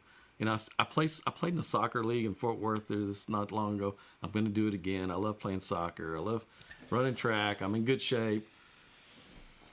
But my face is sliding off. Yeah. You know. What can you do about it? You know what I've noticed too is when I was 20-something years old and I'd go and play in a soccer game, the next day I was ready to play in another soccer game. Now it's like, more. I was like, takes 2 or 3 days to recover from a soccer game. Yeah, we all get old. We got a comment in here. Sounds like phase cancellation with a laughing emoji. Phase cancellation? Maybe when we was talking about if you stack 2 drivers together. Gotcha. Maybe that's what that was Maybe referred to. Yeah. Okay, got it. That Put makes 2 sense. of them together playing the that same thing. That makes sense. Then they'll cause phase cancellation. Yeah. Room treatment was a revelation. Way worth the time and effort. I can't stress it enough. Put your money into room treatment. Yeah. And good speakers and placement. I know, and I don't know if this will be brought up, but a lot of comments were asking, are you going to be sending these out to reviewers? Are you going to be, letting Aaron check these out or Gene check these out? And, Danny and I respect both of those guys. And they're competent. They're fair. I like both of those guys. I like them both. But I don't know where we're going to land on this because, I'll say what I feel first, and you can say... Yeah. I think that there would be some validation if, let's just say, Gene or Stereophile or Aaron, anybody backed up whatever measurements that Danny produces or that I produce. Like, we're seeing the same thing. That's worth something. Yeah, there's some validation there. But where my heart is it would bring me so much joy if Aaron or Gene or any of these guys would come out, sit in that chair, and hear all of the hard work that's been put into this. Hear the capabilities, and then go judge it on your own. Yeah, I mean, it would just break my heart if they threw him into a room that isn't really showing off what they can really do. I think he's got a fairly well treated room and stuff. Gene was probably there. I don't know. I've not really seen much of Aaron's rooms. I don't really know, but I don't think he's got a dedicated room that's loaded with treatment. Yeah. And these can't be played 2 feet off of a bare wall. It won't work. It'll destroy the response. Yeah. So, we'll be picky. I want to make sure anybody that reviews them can, whether they like them or not, I don't care. Like, we could send them to Jay Lee. Yeah. Up there, he's got a nice diffused room. Yeah. Nice. He could pull them out, and he's got a good ear. It doesn't matter to me whether he likes them or not. I want him to be able to say, this is what these are doing and this is how they sound. And that's what's important. I want people to be able to get it. Yeah. And so you're not going to get that in an untreated room. Yeah. It's just, it won't happen. It'll ruin the sound of these speakers. Yeah. So this was a good question. I asked this the other night with you. Are you going to offer magnetic grills, or are grills for wussies? They are for wussies. Yeah. I thought I could make some grills that are not really grills, but they're covers that would just magnetically, stick on there, and it would just be maybe a hardwood cover that you could pull off to listen to the speaker. I might try to figure something out like that if we get enough people asking. But it's not one of those speakers you could stick your finger into, like your kid's not going to poke the dust caps in, because these are not that way. Yeah. It's one of the things I love about your drivers. My kids could never... They can't... Hey, Dad! They can't stick their fingers to the dust caps on those things. So you're not going to really hurt them. What kills the response when you put a grill on is the frame causes significant diffraction. It really wrecks the response sometimes. Some are not bad. Some are really bad. And in this case, we're maximizing what the potential is on these things, and I would hate to put a grill on them. I'm going to write this down because I like it so much. This is kind of a clever idea. What is this? The message from Jimmy Mack? Yeah, I think he just gave us some naming ideas. Did he just give us some naming ideas there? Air 1, Air 2, and Air 3. It'd be kind of interesting. Simple, does the job, gets to the point. I like that. Yeah. Ron, sorry if this has been covered in your extensive series in the design and construction of the sound shed, but what are the raw opening and finish dimensions after the acoustic treatments? 18 feet wide, 28 feet deep, and 11 feet high is what you're looking at. Good proportions. All right, let's take a look. If you didn't watch the videos that he did on the treatment, go watch those, man. Yeah. He did sound clips. That's something we should talk about, too. We should talk about sound clips. He did some sound clips of what speakers sound like with various stages of the room treatment. Yeah. Man, did it show off the differences in the room treatment. Man, that was fun. That was night and day differences every time he added something. And I remember coming in here and listening as he was adding stuff, and I remember saying, man, this sounds really good, but I can hear some of the reflection from the ceiling, like right here. Yeah. You know, and he said, I can hear that too. And he went in and put additional clouds in, and he ran them all the way to the back, and then gone. Yeah. You know, it's like, wow. Yeah, we knew we were onto something when we put up the clouds. I was like, okay, time to party. Like, let's see what this room can do. Yeah. That was a good question. Let's take a look here. Oh, no, let's talk about your sound clip. Oh, yeah, sound clips.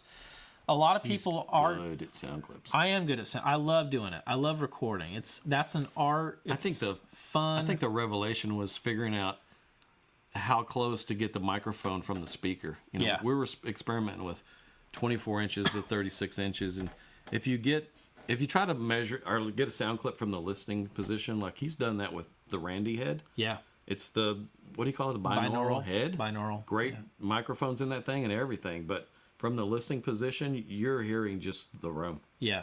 And you're hearing almost, with each microphone, you're hearing a mono signal. You're hearing both of them at the same time, and in this microphone, you're hearing kind of the arrival of both of them at the same time. You don't get at all what you hear when you're actually hearing. When he does the dual mics, you're minimizing some of the room effects, and you're hearing more of the speaker, and you're getting more left-right channel separation and stuff. And his sound clips sound way better than everybody else's sound clips. Thanks, man. I appreciate that. They do. There's no question. But we've done a lot, and then we'd listen back on headphones through really good headphones too.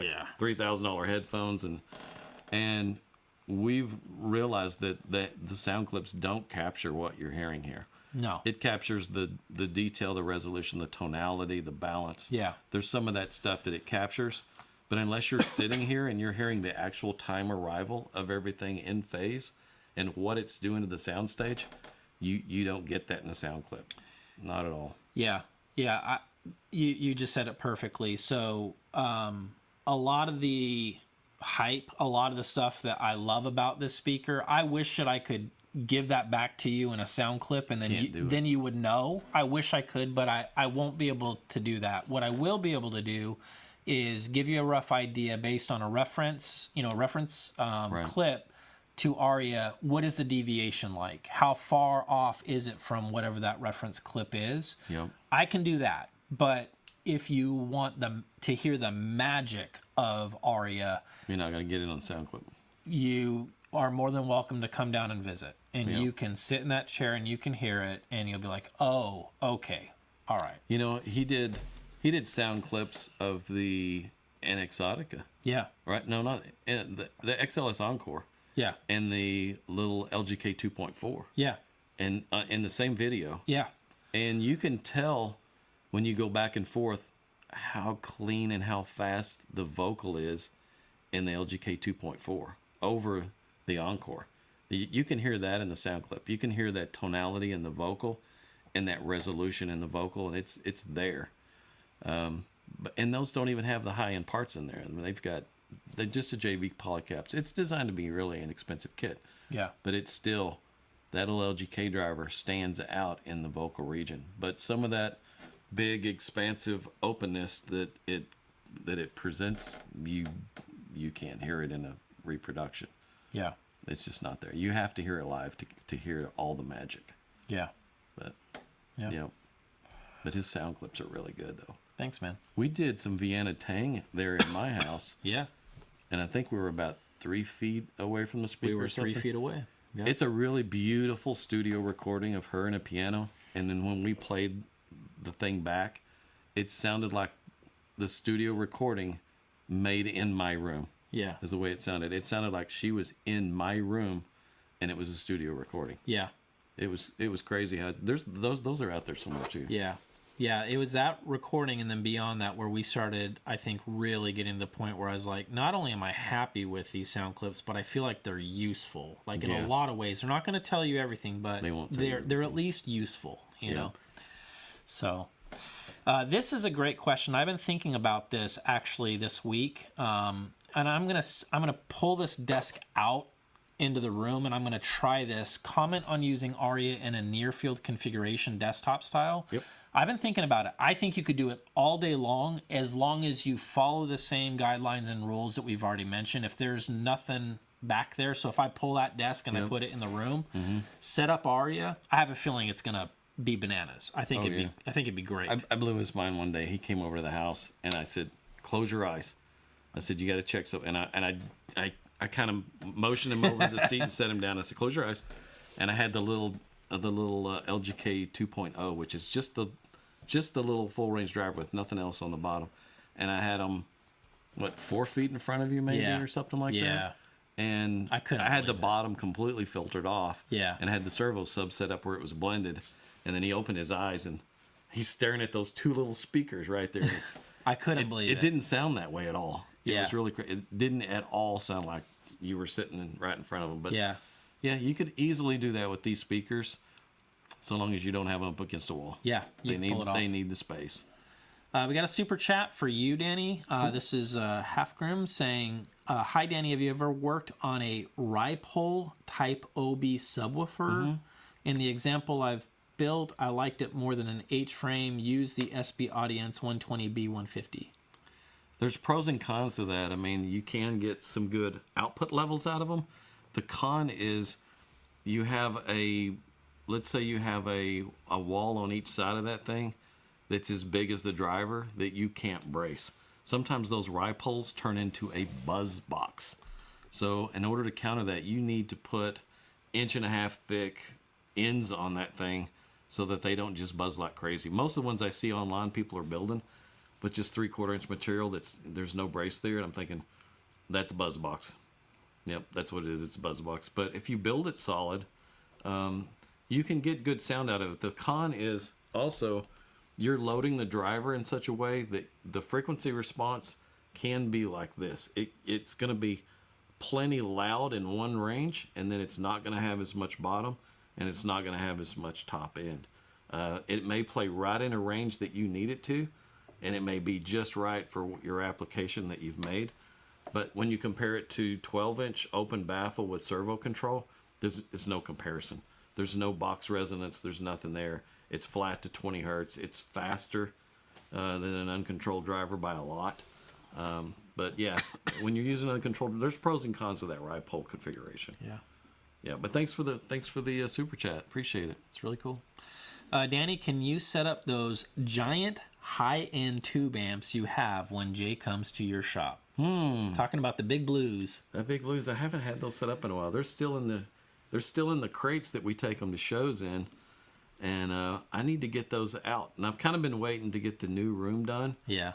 And I want to set those things up, and I want to redo the input connection, and I want to put tube connectors on the back of them. And I've been holding off on doing that because I can't do it by myself. The amps are 275 pounds each, and the idea is standing them up on their ends, and then somehow I've got to get them to balance that way, and then I've got to pull the whole bottom plate off, which would make it very unbalanced. So I'm going to have to make something that'll support and hold them standing up on their sides so that I can work on them. And that's just it. I've been putting off doing anything with them because I need some help to get that done. They're big amps. But yeah. Very cool.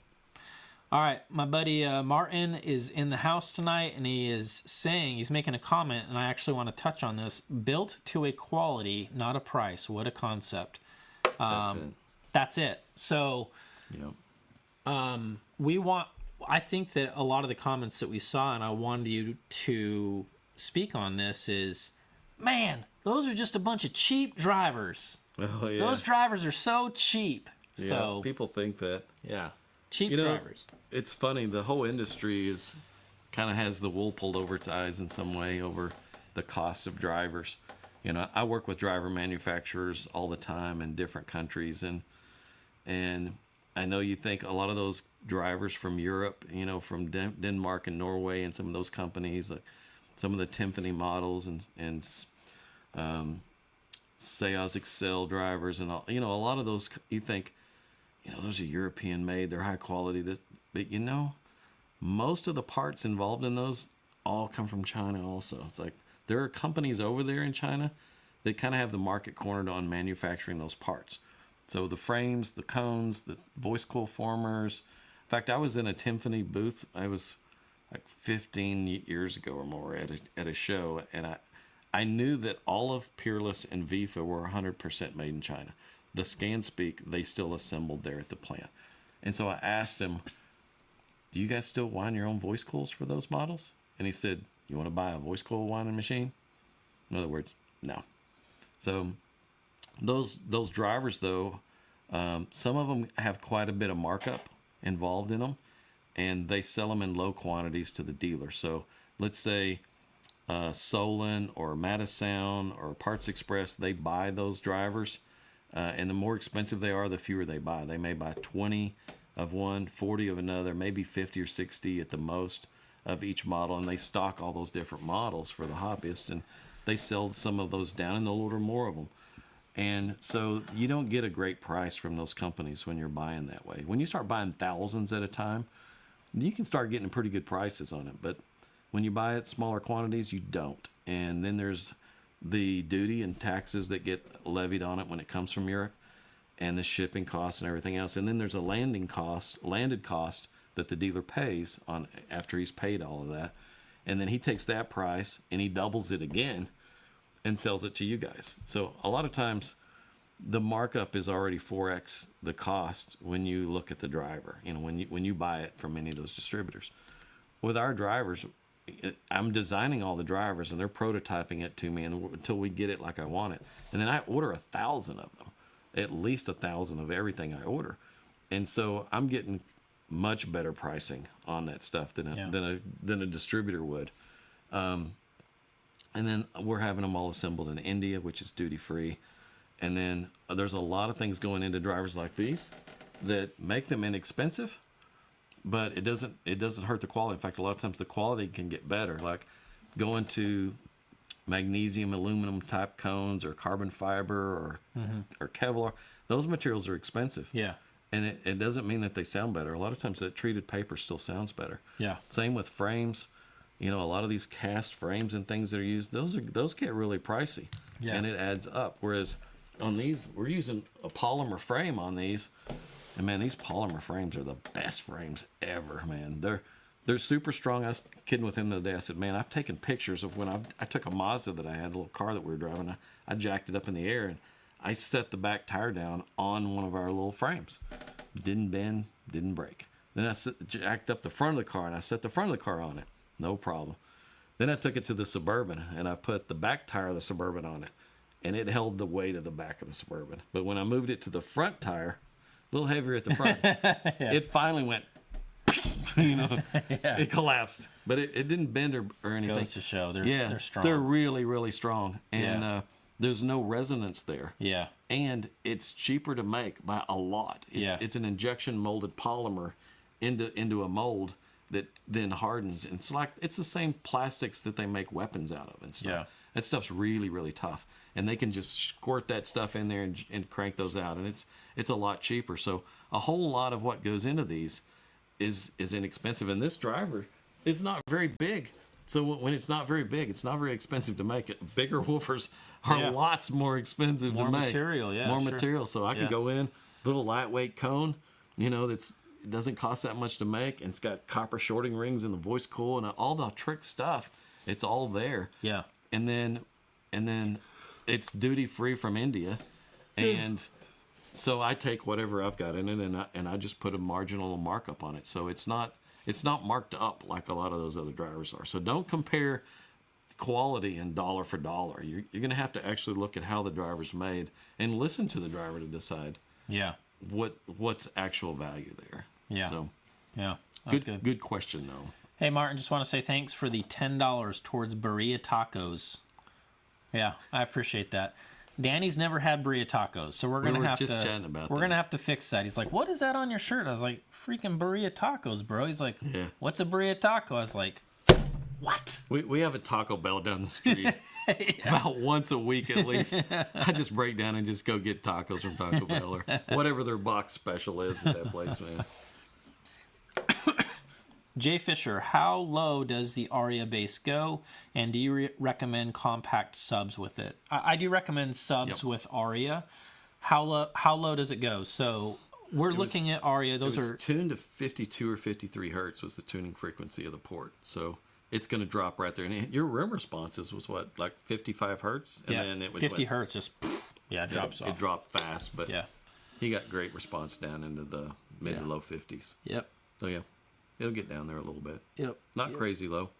Got to remember, we're giving up really low end extension for speed and resolution. There are stand mounted speakers, like some of those over there, got those Purify woofers in them.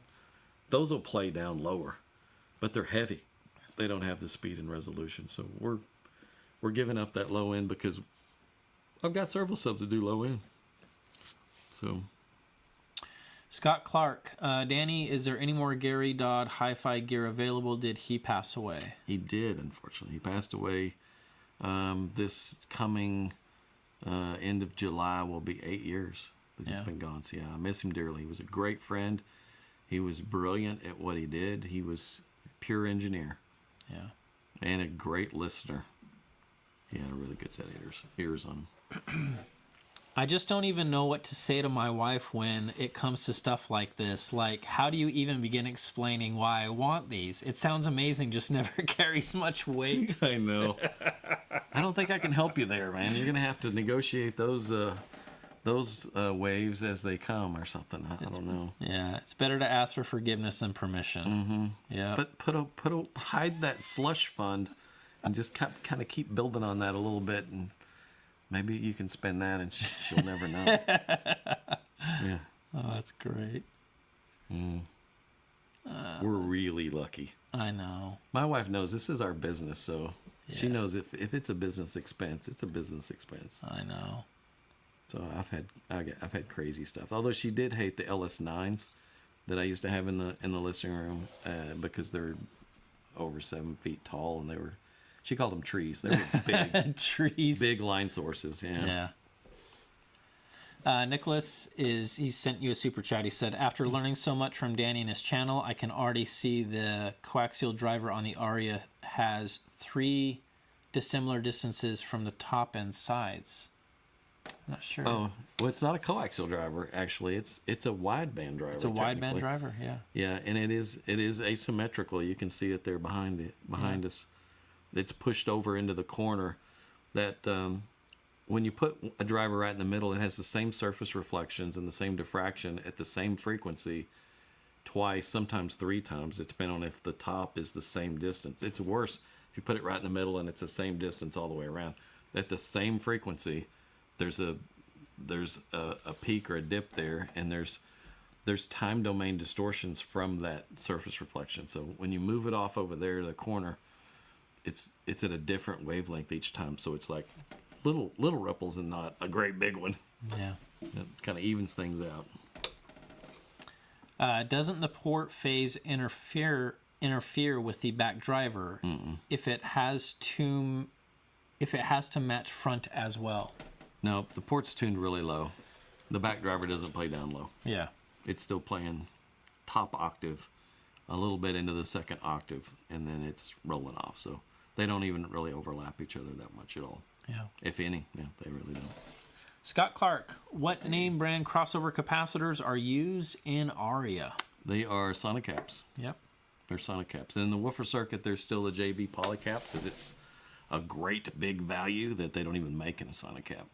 So Yep. But it's good for that low frequency. Got to remember, it's only playing from 250 hertz and down. So there's areas there I can get away with a really high quality polycap, but the rest of the circuit, it's got sonic caps in it, and little bypass caps too. So. Just wanted to say thanks to Ron and Danny. Ron helped steer me to my Buchart S300 Mark II back in the day, and I've got a pair of my Ecstatics as my forever speakers after Danny helped me finish them off. That's awesome, man. That's great. 2 really good speakers. Awesome. Yep. Let's take a look here. So it is more like a 2.5 way? Technically, it's still just a 2-way. It's kind of an interesting way to look at it. Yeah. Yeah, I can see what they're saying. There are 3 drivers there. Yeah. But the front and back are playing the same thing, so it's really not. It kind of, I guess you could kind of call it a 2.5 way. Yeah. But yeah, it's an odd duck, that's for sure. Anyway, you're going to let Jay review the Aria. Are we talking about Jay Lee? Yeah, which Jay? Yeah, I don't have any problem with Jay reviewing my stuff. Jay's got a good listening room. He's got a good ear. And I think he would very accurately convey what these are doing. And if we're talking about Big J from Jay's Audio Lab, I don't have any problem with him reviewing it either. This pertains to everybody. Can I come down and meet Ron also and listen to this room? Yes. Any of you guys can. You just email me, Ron at New Record Day. We'll get it ironed out, figure out a good time. And, absolutely. You can come down. We've already had people come out that have heard these. And yeah, it's always fun. Yeah. Got to remember, I deal with 100 customers a day sometimes, and it's mostly all email and phone calls, and sometimes it's all day phone calls and emails from me. So to actually have a real customer show up and actually have some physical, or face-to-face contact with somebody, it's a little bit refreshing versus what I have to deal with every day over the interweb there. Danny, what are you doing on a live stream? Get back to fine-tuning the Aria lineup. That's funny. This is hurry up and wait mode. I'm waiting on more stuff to get here. My part's easy. I'll have it knocked right out, but I'm waiting on more stuff to get here. This is really an informative and educational discussion. I want to thank Ron and Danny for this live chat. Thank you guys. Yeah, thank you. We've got 375 people in here. Wow. Which is crazy. So yeah, any questions that you guys have about Aria, anything that we haven't covered, anything goes. You can, throw a curveball or, whatever you want to say, just get it out so it'll help everybody that watches this video. Right. Like, okay, there was my question. That's been answered, so that it would be helpful for sure. I know we covered a lot of technical stuff. I just did a 2-part video I just handed to Ron. It's about an hour and a half worth of information. It's all tech talk, covering all types of distortion. That's gonna be interesting. It's gonna be a really good. I feel like one of my best tech talk videos I've ever done. So those are coming. It just depends on how quick he can edit the stuff to get it ready to put up there. Is that another Scott Clark again? Is that my buddy Scott Clark? I think from it down is. in Tuscola, Texas? I think it is. Maybe. Danny, have you ever tried a speaker design of yours using Jensen Supreme caps? I have listened to the Jansen Supreme cap. The Jansen caps are pretty good. Yeah, they're fair. They're really good, but they're a little more of a softer sound in a way to me versus like a Sonic cap. I like the Sonic cap. It's fast without imparting a lot of coloration, but a lot of the Jansen caps are really good. Yeah. This question is, I think for me, it's able to come and listen to the Caledons and these at the Sound Shed. Absolutely. In fact, I just talked to Clayton today, and he's going to come down next weekend. Oh, awesome. And he's going to hang out. He wants to hear these, and he is going to drop off the latest iteration of Caledon. So he's made some baffle changes and even made some changes to the crossover. So it's been revised a little bit, and I'm excited to check it out. So that'll be surprise me a bit. Yeah, that'll be awesome. He got a little bit of luck. He's always thinking like, how can I tinker with this a little bit more? He puts out some really good products. When you look at price per dollar, he puts out some really good stuff. Send them to Andrew Robinson. Andrew Robinson. Do you think? I don't think he's... Do we have it in the budget to have him do I don't know if I can get it. I don't know if I can get a pair out to Andrew. I don't think he's really got a room set up to where he can he can play these. But I don't think he would want to accept a speaker from either of us, to be honest with you. Maybe not. He'd be like, no thanks. No, he's okay. We had some back and forth. I responded to a video that he made that was directed at me, and I tried to do so very nicely. But he called like the very next day, and we chatted for almost a couple of hours. I mean, we're fine. Yeah. He's an okay guy. He stays in his lane though. I mean, he doesn't do any shows. He doesn't do any factory tours or anything like that. So he's kind of a little bit in his own world, which I told him, dude, you're missing all the best parts, like of all the stuff in the industry. That's all the fun stuff, is to go out and meet people, and I feel bad that he's missing that. If there was anything I could twist his arm into a little bit, it's like, hey man, come to a show, come visit, come enjoy the camaraderie that's within the industry. I feel bad that he kind of misses that, but he's a little more to himself, and that's okay. He's an okay guy. How does Pink Floyd sound? There's a song they do that has a helicopter recorded in it, which moves behind you and sound. Funny you should ask. So I love Pink Floyd, one of my all-time favorites, and I've been messing around with turntables again, and I have the OG original pressing of Dark Side of the Moon, and I have the Japanese pressing, and I was playing it on Aria, and it was nuts. That's right up its alley. I mean, it's crazy how good it sounds. So, yes, you're speaking my language all day long. It'll eat that up all day long. I was playing some for a customer the other day. I played Mother from The Wall, I guess. Yeah. That's a great recorded song. Long song, man. Yeah. So good. Beautiful song. Beautiful. Yeah. Yep. I had no idea that you two were barbecue enthusiasts. On my next trip, I'll bring a brisket. Enjoy your collaboration. Absolutely. Come on down. Heck yeah. Yep. I've even found some good barbecue sauces. Let's take a look here. $3,500 and not being able to test or listen to locally East Coast, and sounds like they are quite finicky. You need a return policy! Exclamation. They're really not finicky. I'm going to tell everybody up front, if you don't have the right placement situation for these speakers, then they're not for you. Yeah. If you do have the right placement situation, they're not finicky at all. You're not going to want to turn them back. You're not going to listen to them back, man. They're not finicky at all. But there's just beginning guidelines that you just you're hopping into a sports car, and there's going to be rules of how to drive that sports car, and that's that. We get another super chat there. Oh, look at that. Nicholas again? Again. Nicholas is awesome.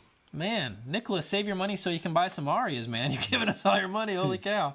My 2-year-old baby girl loves the In-Extremes so much, she cuddles them. Oh, my goodness. That is so cute. She cuddles them.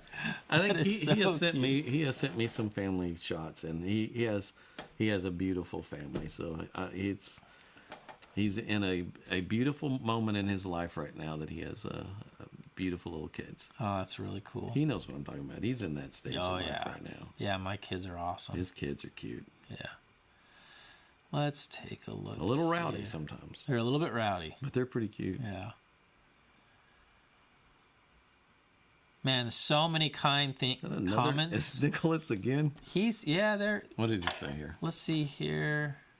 Says, get Jay to hold the big blues when he comes. I don't know that he could hold them. They're too awkwardly big. Yeah. When we take those to a show... Aren't those things like 300 pounds or something? Like 275 pounds each.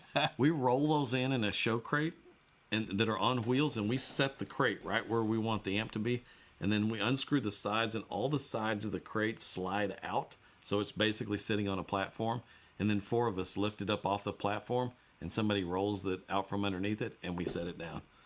And that's it, and they're just too heavy to be picking up and moving around. They're in a lot of show coverages and magazines, a lot of magazine photos. They all took photos of those amps and stuff, and they were well photoed at the shows, quite a bit. So there's pictures out there.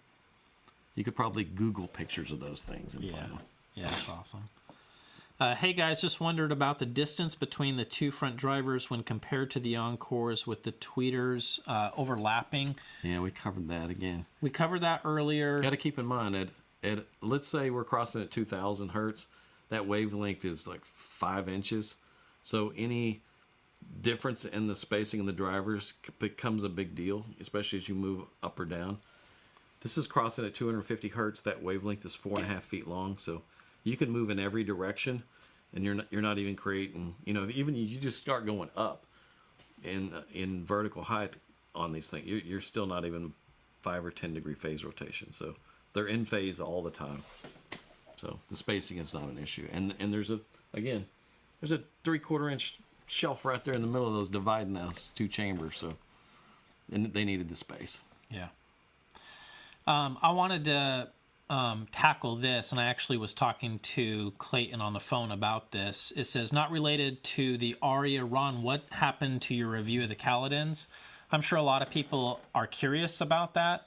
And here's the thing. Clayton was saying it's going to be, I think he said June or July before he is even caught up to the queue that he already has. So it's going to be a while before he's even caught up to where he can take new orders. And it's been like this and worse than that for a while. And so we had a lot of conversations about that, trying to figure out, dude, you got to get this manufacturing to where we can, you can get speakers delivered, because it doesn't do him any good at all if I post a review about Kaladin tomorrow and he's got that far of a backlog already that he's trying to fulfill.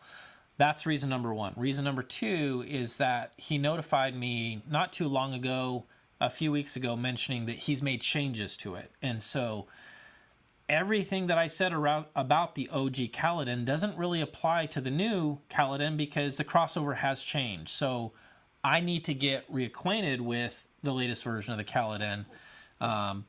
It wouldn't make sense if I reviewed this speaker over here, because it's different now. The baffle is different. And so, I have to review it again.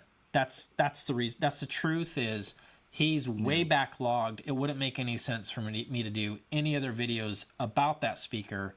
But the good news is that he's going to be here in a week, dropping off the latest version of it, and then we'll iron out the appropriate timing to tackle that review, because the guy's swamped for a long time, and he wants more than anybody to catch up. So that's probably won't see him in any shows anytime soon. Yeah, he's gonna be. When you're in that situation, you're not at the shows. Yeah, you're not trying to find new orders. Yeah, and, so I know it sucks for people who want to hear stuff like that, and I'm the same way. It's like we're so busy. Yeah, like and it isn't the fact that of the cost of going to the show so much as if we shut down for a week, we would be 200 orders in the hole, just like that. It would be difficult to dig ourselves out of a hole of being shut down for. And we would. I'd have to take Hobbs with me, to help run the exhibit and things like that. And it costs too much in time away from the shop. We got somebody asking, are we going to send a pair to OCD Mikey? OCD Mikey? No, I don't know about OCD. He's got his panties in a wad a little bit right now. So, so I'm not. Does it have anything to do with a Wilson speaker? Yeah, he doesn't like me going into commercial speakers and just correcting problems and issues, and just honestly saying this is what I found, and this is what I did to fix it. He's just freaked out by that, so he's having a little freak out spell. And I would love for him to come out and hang out with me, and he could hear him. Yeah, he could That'd come. be awesome. He could come hang out with us. Yeah, it'd be awesome. Yeah, he's and I'm not worried about it. He doesn't have that many viewers, and it's no big. I don't really care. Yeah, no big deal. But this is a really cool question, and it's important. How does Aria sound compared to open baffles, baffle speakers? And there's been even some comments that I've heard of, like, Ron, are you changing directions? Like, do you not like open baffle anymore? We're ruined by open baffles. We're ruined by open baffle, and this system still does have open baffle. It still sounds like an open baffle speaker. It really does. Yeah. So to answer the question, that's one of the things that I love about Aria, is that it actually closes that gap. You're buying a ported speaker, that sounds a lot like an open baffle speaker. Yeah. It sounds a lot like... And there's no making an open baffle stand-mounted speaker. Yeah. You put something with no baffle on a little nothing, You won't have any bottom end at all. No lower mid range. Like you're not even going to hit that. It's just going to be treble. Yeah. Yeah. It's. I'm still an open baffle fanatic.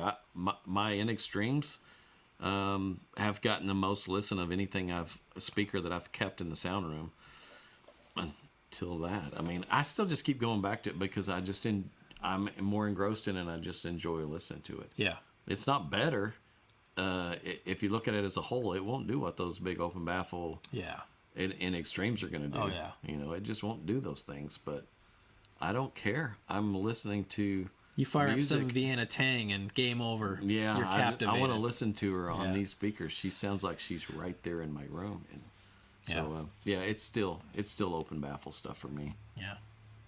Hello, can you guys share cutoff frequencies of the driver and tweeter and why you choose these cutoff points? Many thanks.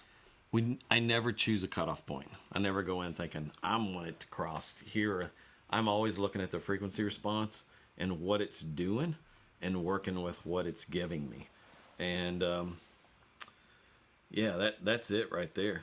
You just look and see what it's doing. And in a way, I made a steeper slope and pushed it a little further and tried to get it down there as low as I could. But, it is what it is. I'm glad it worked out. I questioned really when I crossed it at that lower frequency how good the power handling was still going to be. But it's proved to do just fine.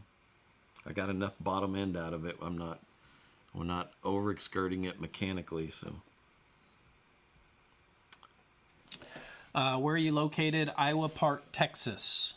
Google it. It's just outside of Wichita Falls. It's right up in the middle of Texas by the Oklahoma border. Yep. So we're easy to find.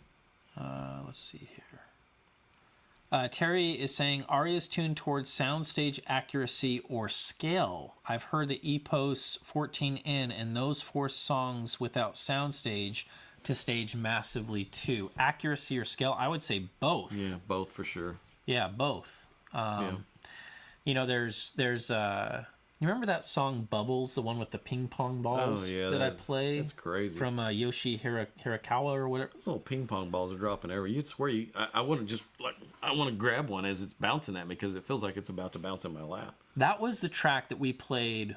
I knew that when we had Brett over, that's when he lost it. Yeah. Because I was sitting over there and he's like, I mean, this is a seasoned audiophile. The guy he knows his stuff, and he's like, dude, is this like surround sound? Like, it broke his brain to the point where I'm like, yeah, it's surround sound, Brett. We got all these room treatments are all speakers. But it sounds like that though. I understood where he was coming from because he's like, how is this even happening? How is the scale of this? He's like, it sounds like there's stuff on your roof. Yeah. And I was like, I know. He did. He said, it sounds like there's stuff on your roof. Yeah. It's crazy. Yeah. This was a great question. Ron and Danny, what height speaker stands do you recommend with these speakers? So these over here are 24 inches. I think I'm going to buy some 18s and maybe lower them a little bit because my seat is so low. His seat is really low. Really low. You know, on this type of driver, though, it really doesn't matter. Vertical is like... Yeah, it doesn't change much. Yeah. It could be a little above your ear level, and it's just gonna elevate the whole soundstage. There's nothing gonna change in the response as you move up or down. It's gonna sound exactly the same. So, a lot of those stands out there are 26-inch stands or 28. Those will be fine too. If you're setting on more of like a couch seating and you're up a little higher, 28-inch stand will be fine. Yeah. We have somebody asking, what about the folks outside of the United States? Can you work out some form of a kit for us? I'm currently owning Danny's OB7 and looking forward to these. All the best. I would say we've got a lot of really good kits for you, and it doesn't cost much for me to ship the kits overseas, and then you guys build the cabinets over there. But because of a lot of what's gone into this and some of the technology that I only want to use in a finished product, then this is only going to be available fully assembled. It just doesn't make any sense to do it as a kit. It really doesn't. Can you please archive this live so we can refer back to all these questions answered? Thanks for taking the time to answer so many of us. Yeah, so as soon as we're done with the live stream, this will be a video that it'll be on our channel. You can just reference on both channels, and I did that intentionally to where I was like, let's fire it off to both channels so everybody can just do exactly what you just said. Come back and... Yep. Yeah, absolutely. You watch it over a couple of different days. How about that? Brent's in here. Hey, Brent. Hey, Brent. Yeah, that's really cool. He's a good customer as well. Yeah, he's awesome. He is an awesome guy. Did he have a good question for us there? He said, backlighting, get the Arias and the servo subs rather than the studios. Yeah, so he's referring to somebody asking maybe between... Oh, yeah, he was here. Between yeah, Brent. Yeah. Brent was here, yeah. So he's heard Aria. So, I mean, he can tell you what he thinks.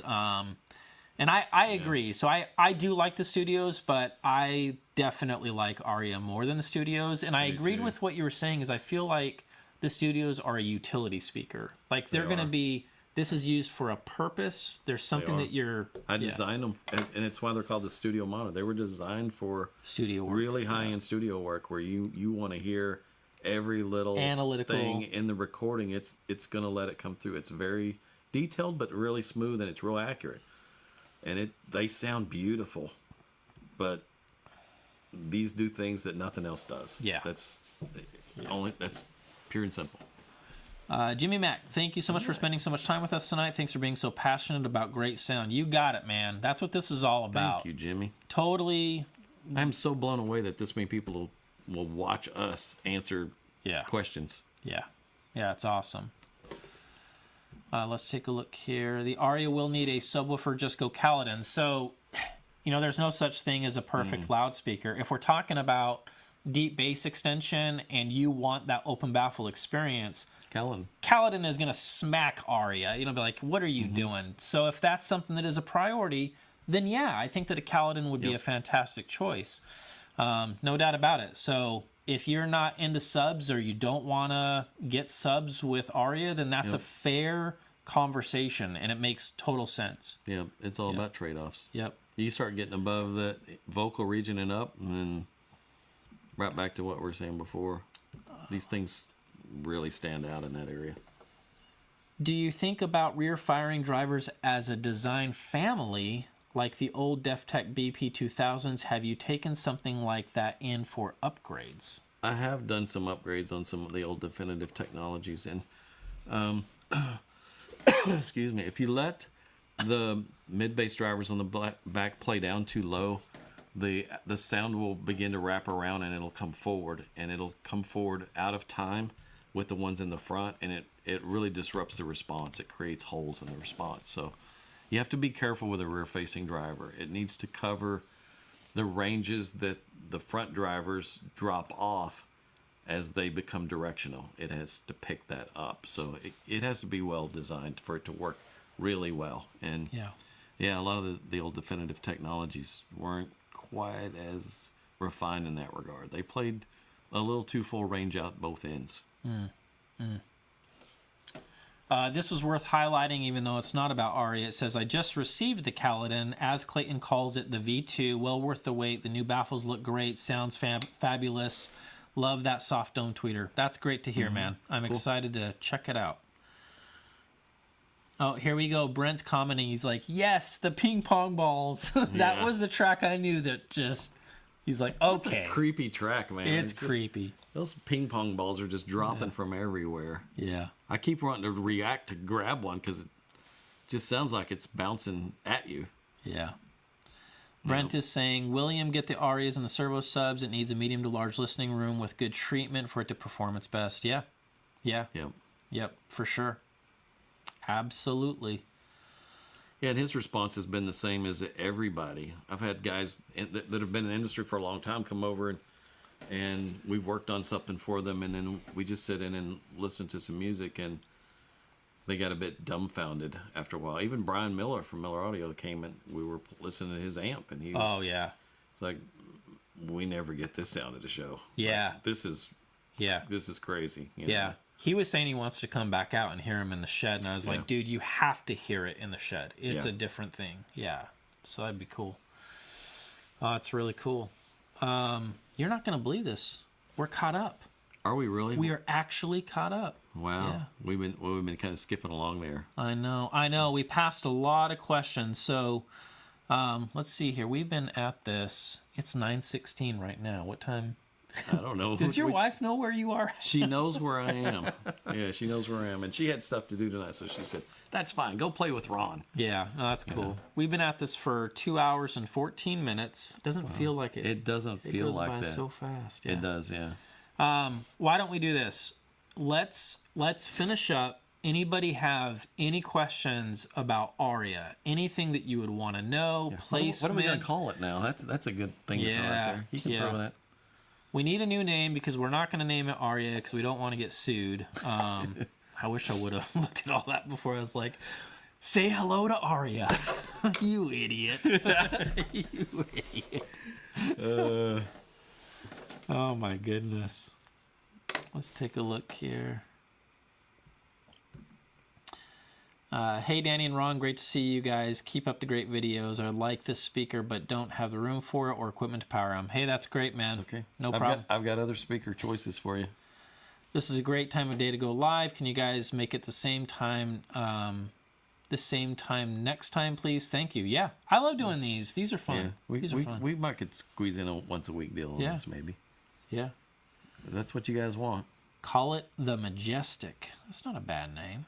It's not a bad name. It is pretty cool. Where would you cross the Aria over to the servo subs? There's no blanket answer for that. The room is going to dictate where you're crossing. So you're going to... In here, it's what, 50? 50. Yeah, about 50. Drops off like a rock. Yeah. Mm-hmm. Yeah, 50 hertz. Do you have that room response in there somewhere? Did you measure it? I do. Let me see if I can... Oh, wait a minute. Whoa! I don't want to do that. Let me see if I can figure that out. Yeah, I just threw a wrench and everything here. I know there's a way you can do that. He was talking about before we started. It's been ages since I've used this, so I might not be able to do it this time. We'll post it somewhere. Yeah, the room response it looks like a gated response, and it's like you see nothing and then 50 hertz, and then it's straight all the way across. And I have people that say, Danny, you just try to make every speaker flat. They're all going to sound the same. Nope. Nope. The frequency response is just a measure of accuracy. It doesn't tell you how a speaker's going to sound. Yeah. It can be dull and lifeless, or it can be unbelievably dynamic and still be the same flat frequency response. Yeah. Yeah. Hey, Brent, earlier in the live stream, we actually covered this, so we're not going to cover it again, but I did want to highlight it. We already talked about what the HARP device does. So you can watch it later, and he explains it in detail. Another super chat there. Yeah, super chat. Thank you so much, Tim. I appreciate that. It says, call it lucid. Thanks so much, guys. Love this. Hope you do more live streams. Yeah, it'd be fun. I love doing the live streams. Cool. All right. Well, guys, that's it. Yep. I guess I just want to say thanks to everybody for hanging out with us. And I know I look beat. I'm probably more beat now that it's near my bedtime. But yeah, thanks everybody for watching. I really appreciate it. I'm blown away by the number of emails I get and phone calls every day. The first thing you guys say when you call me on the phone is, "Wow, is this you, Danny? Man, I'll watch all your videos." Thanks. I really do appreciate that. Yeah. And there's some really cool ones coming. Yeah. He's got his work cut out for him to edit some of these new ones, but hour and a half of you blabbering about room distortions. I went through all the different types of distortions and kind of rated them, which like the levels of distortion and how they sound and what they sound like and how bad they are compared to other types of distortions and stuff. It's a in-depth one, and I took Big J's advice. Jay said, water it down a little bit for us. I want just to explain it so we can understand it. That was the whole concept, was to kind of to where everybody can understand it. So that's awesome. I didn't get too technical. Looks like we got one more question for the night from Ron again. Aria compared to the Super Minis minus the detail factor. Yeah, again, the Super Minis, that was something we did that was planar magnetics on a little open baffle, and then they set on servo subs. And great sounding speaker, really transparent. Again, imaging and vocal region is where these just go way past it. Yeah. The vocal just seems more real. It's kind of crazy. Yeah. But it does. Yeah, you'd have to hear it. Cool. All right. All right, guys. Well, thank you so much. We appreciate it. Thanks for watching our videos. Yep. See you in the next videos. We'll see you guys in the next video. Yeah.